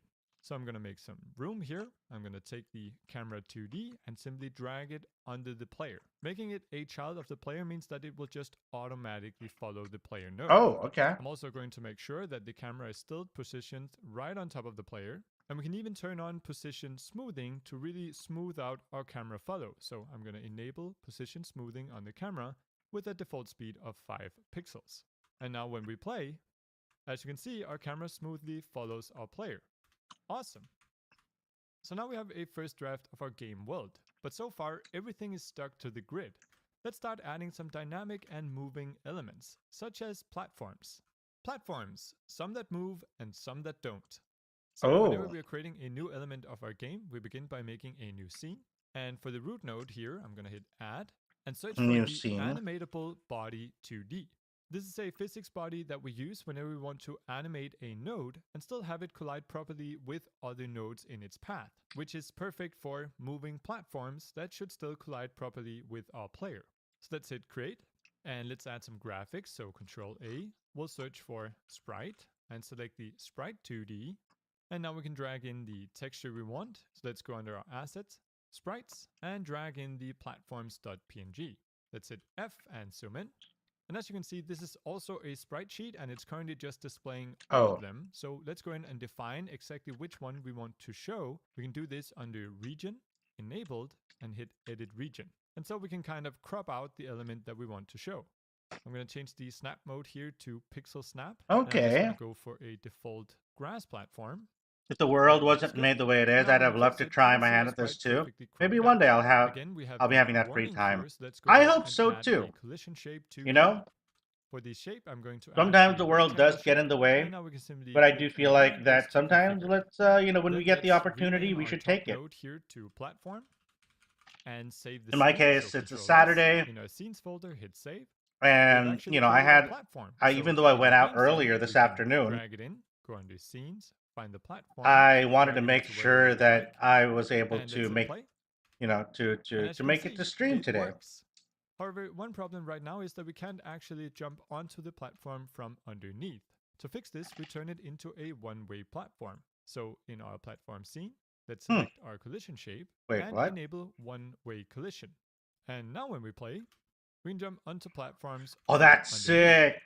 However, the player is currently. But yeah, I hope one day you'll be able to make that time. The player in the tree.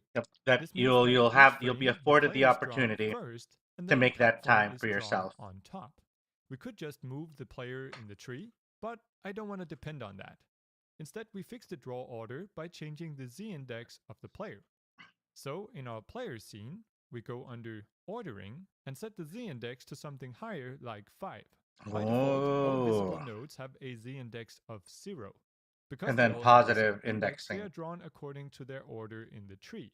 So by setting the z-index to a higher value, like 5, we ensure that our player will always appear on top. And now if we play, we can see that our player passes in front of the platform. So the platform is working, but it's currently just hovering there. We might want some platforms to move around to increase difficulty. So let's use animation to do that. I'm going to leave this platform here as kind of a static platform. I'm just going to place it there. Then I'm going to place another platform over here by simply dragging it in. This is the platform that I would like to move back and forth. In fact, let me just go into the tile map. Wait, how does this gap even larger? There we go. So to add to this platform only, we simply select platform 2. Okay, so its instance is platform 2. Animation player. Let's hit create. And now we can add a new animation, and let's name that move. Animation players in Godot are extremely powerful because they allow us to animate pretty much anything. In this case, we just want to do something really simple. We want to go to our platform and make a keyframe under transform for the position. So I'll hit the key right here and hit create. Then we can go forward in our timeline here to say 1 second, move our platform to the right. So I'm going to click and drag. I'm also going to hold down shift to kind of snap it to one axis. Okay. Let's move it to there and let's add another keyframe. And now we can see that if we play, the animation plays.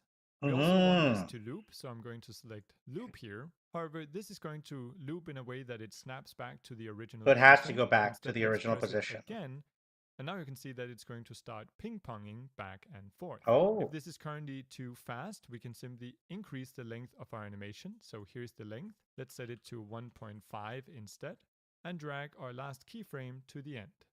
And there we go. We now have a moving platform. Let's just make sure that we set it to autoplay. And now when we play the game and go to the place where we made our platform, we can see that it's moving back and forth. And if we jump onto it, the player will smoothly follow. And then we can die. Really cool. And there's already so much you can do with this. Next up, pickups. Now let's add a coin that we can pick up. Again, we start by creating a new. Honestly, this tutorial is super great. I think I really want to get around to this. 2D. This is a type of node that we use whenever we don't want to collide with other objects, but instead we just want to define an area in which we can detect collisions. So we simply use this to detect if another body enters, such as the player character. Let's create an area 2D. Let's also add some graphics, so Control A, search for sprite, and we'll select the animated sprite. Under animation, let's add some new sprite frames, selected, and let's load in from a sprite sheet here. I'm going to use the coin.png, zoom in on this, and this only has one grid cell on the vertical, and horizontally it has 12. And now we can click from left to right or simply click and drag and add the frames. Let's hit F and zoom in, set the FPS to 10 and hit play. And that's our coin animation. Let's make sure that this auto plays. And just like a normal physics body, an area 2D also needs a collision shape. So let's add a collision shape 2D. And then for the shape, let's just choose a circle shape, decrease the radius a bit. And that's actually all we need. So let's select our area and rename it to coin and save the scene. And now we can simply drag it into our game. So under scenes, I'll take the coin and place it around the level. You can always use Control D to duplicate. And now if we play, we can see that the coin is here, but nothing happens if we enter the area. So it's time to make our first script.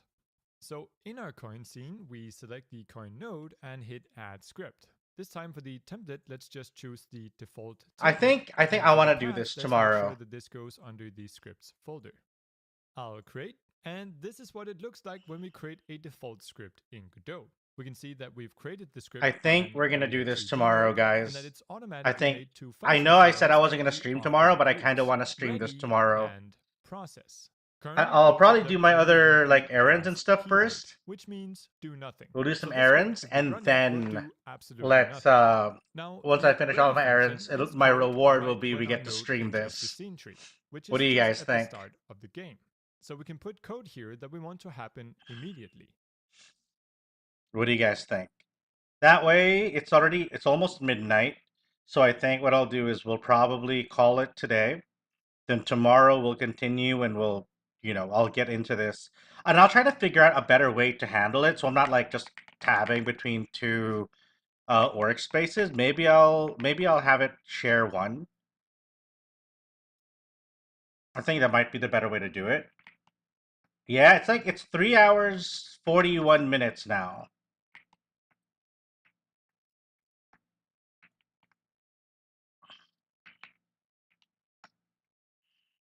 Oh, this isn't enough. This is not enough space. I think I need more. Yeah, I think we might have to just keep it. We'll just have to make it work like this. All right. Ermagerd. Okay, so tomorrow's stream, we will keep it at. I'll probably start in my afternoon. I'll try to get it started around maybe 3 o'clock, which I think should be 9 a.m. Europe time. Well, welcome, Rem. Welcome back.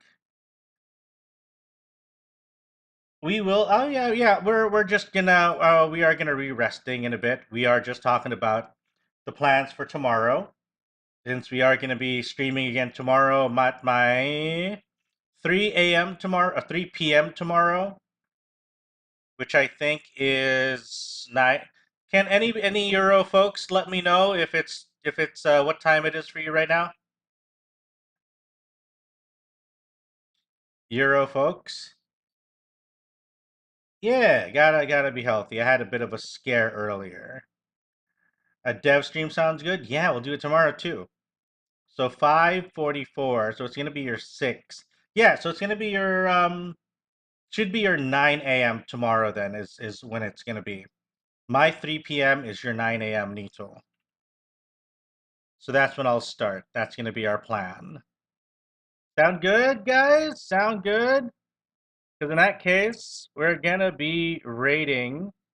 Let's see who's on. Ah, Helix is currently on. Let's what's he playing? Oh, he's watching. Is he looking for someone to raid? Well, I love hockey. And yeah, I'll see you guys. Oh, wait. Vote. Watch along tomorrow. Watch along Wait, on the Discord who's he? tomorrow. Either I Battlestar swear to God. Galactica or Legend of Korra. Go to the Discord and vote for one of them. And vote for the time when we do it. Okay, who is he Vote raiding? when we're supposed to do it, because that's important. Okay. I will check the votes in like, I don't know, like 30 You think we minutes should or an follow hour his or raid? something, and I will finalize that. So this is your last call for that. Take care, everyone. Have a wonderful rest Imagine of if the day, he. whatever time it is. And love you. Bye. I'm glad he's not raid trained. Oh, he left. He left. Ninja was doing it for the bit. It was doing it for a few more than the. They were doing it for more than one bit. Okay. Ray, what? Ray, you were streaming today? What? I would never have known. Okay. You know what? Let's follow Helix. That's gonna be funny. That's gonna be funny. Let's go. And I don't think I've rated her before, so let's go ahead and do that anyway. Let's do the quick shout out. And then raid. And yeah, they're just chatting now. Thank you, Koro. That is the raid message. If you are subbed, you can use the pretty emotes.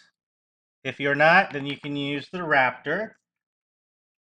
When we'll be playing Yakuza series? I think we might. Okay, we might. What I might do is we're taking a short break right now from Yakuza, but what we might start with next week is going to be Expedition 33, because I want to have something new. I want something fresh, so that's why we'll probably be doing that next week, and we're just going to play until we finish it. Can't wait for the Jump King-esque game based on your Mage Tower. You know what? That sounds fun. Let's do that. We'll make that our first project, yeah? All right, so I'll see you guys tomorrow, 9 a.m. Europe, 3 p.m. PH time. So I will see you guys then. Take care. Good night. And I'll see you all next time. Bye-bye.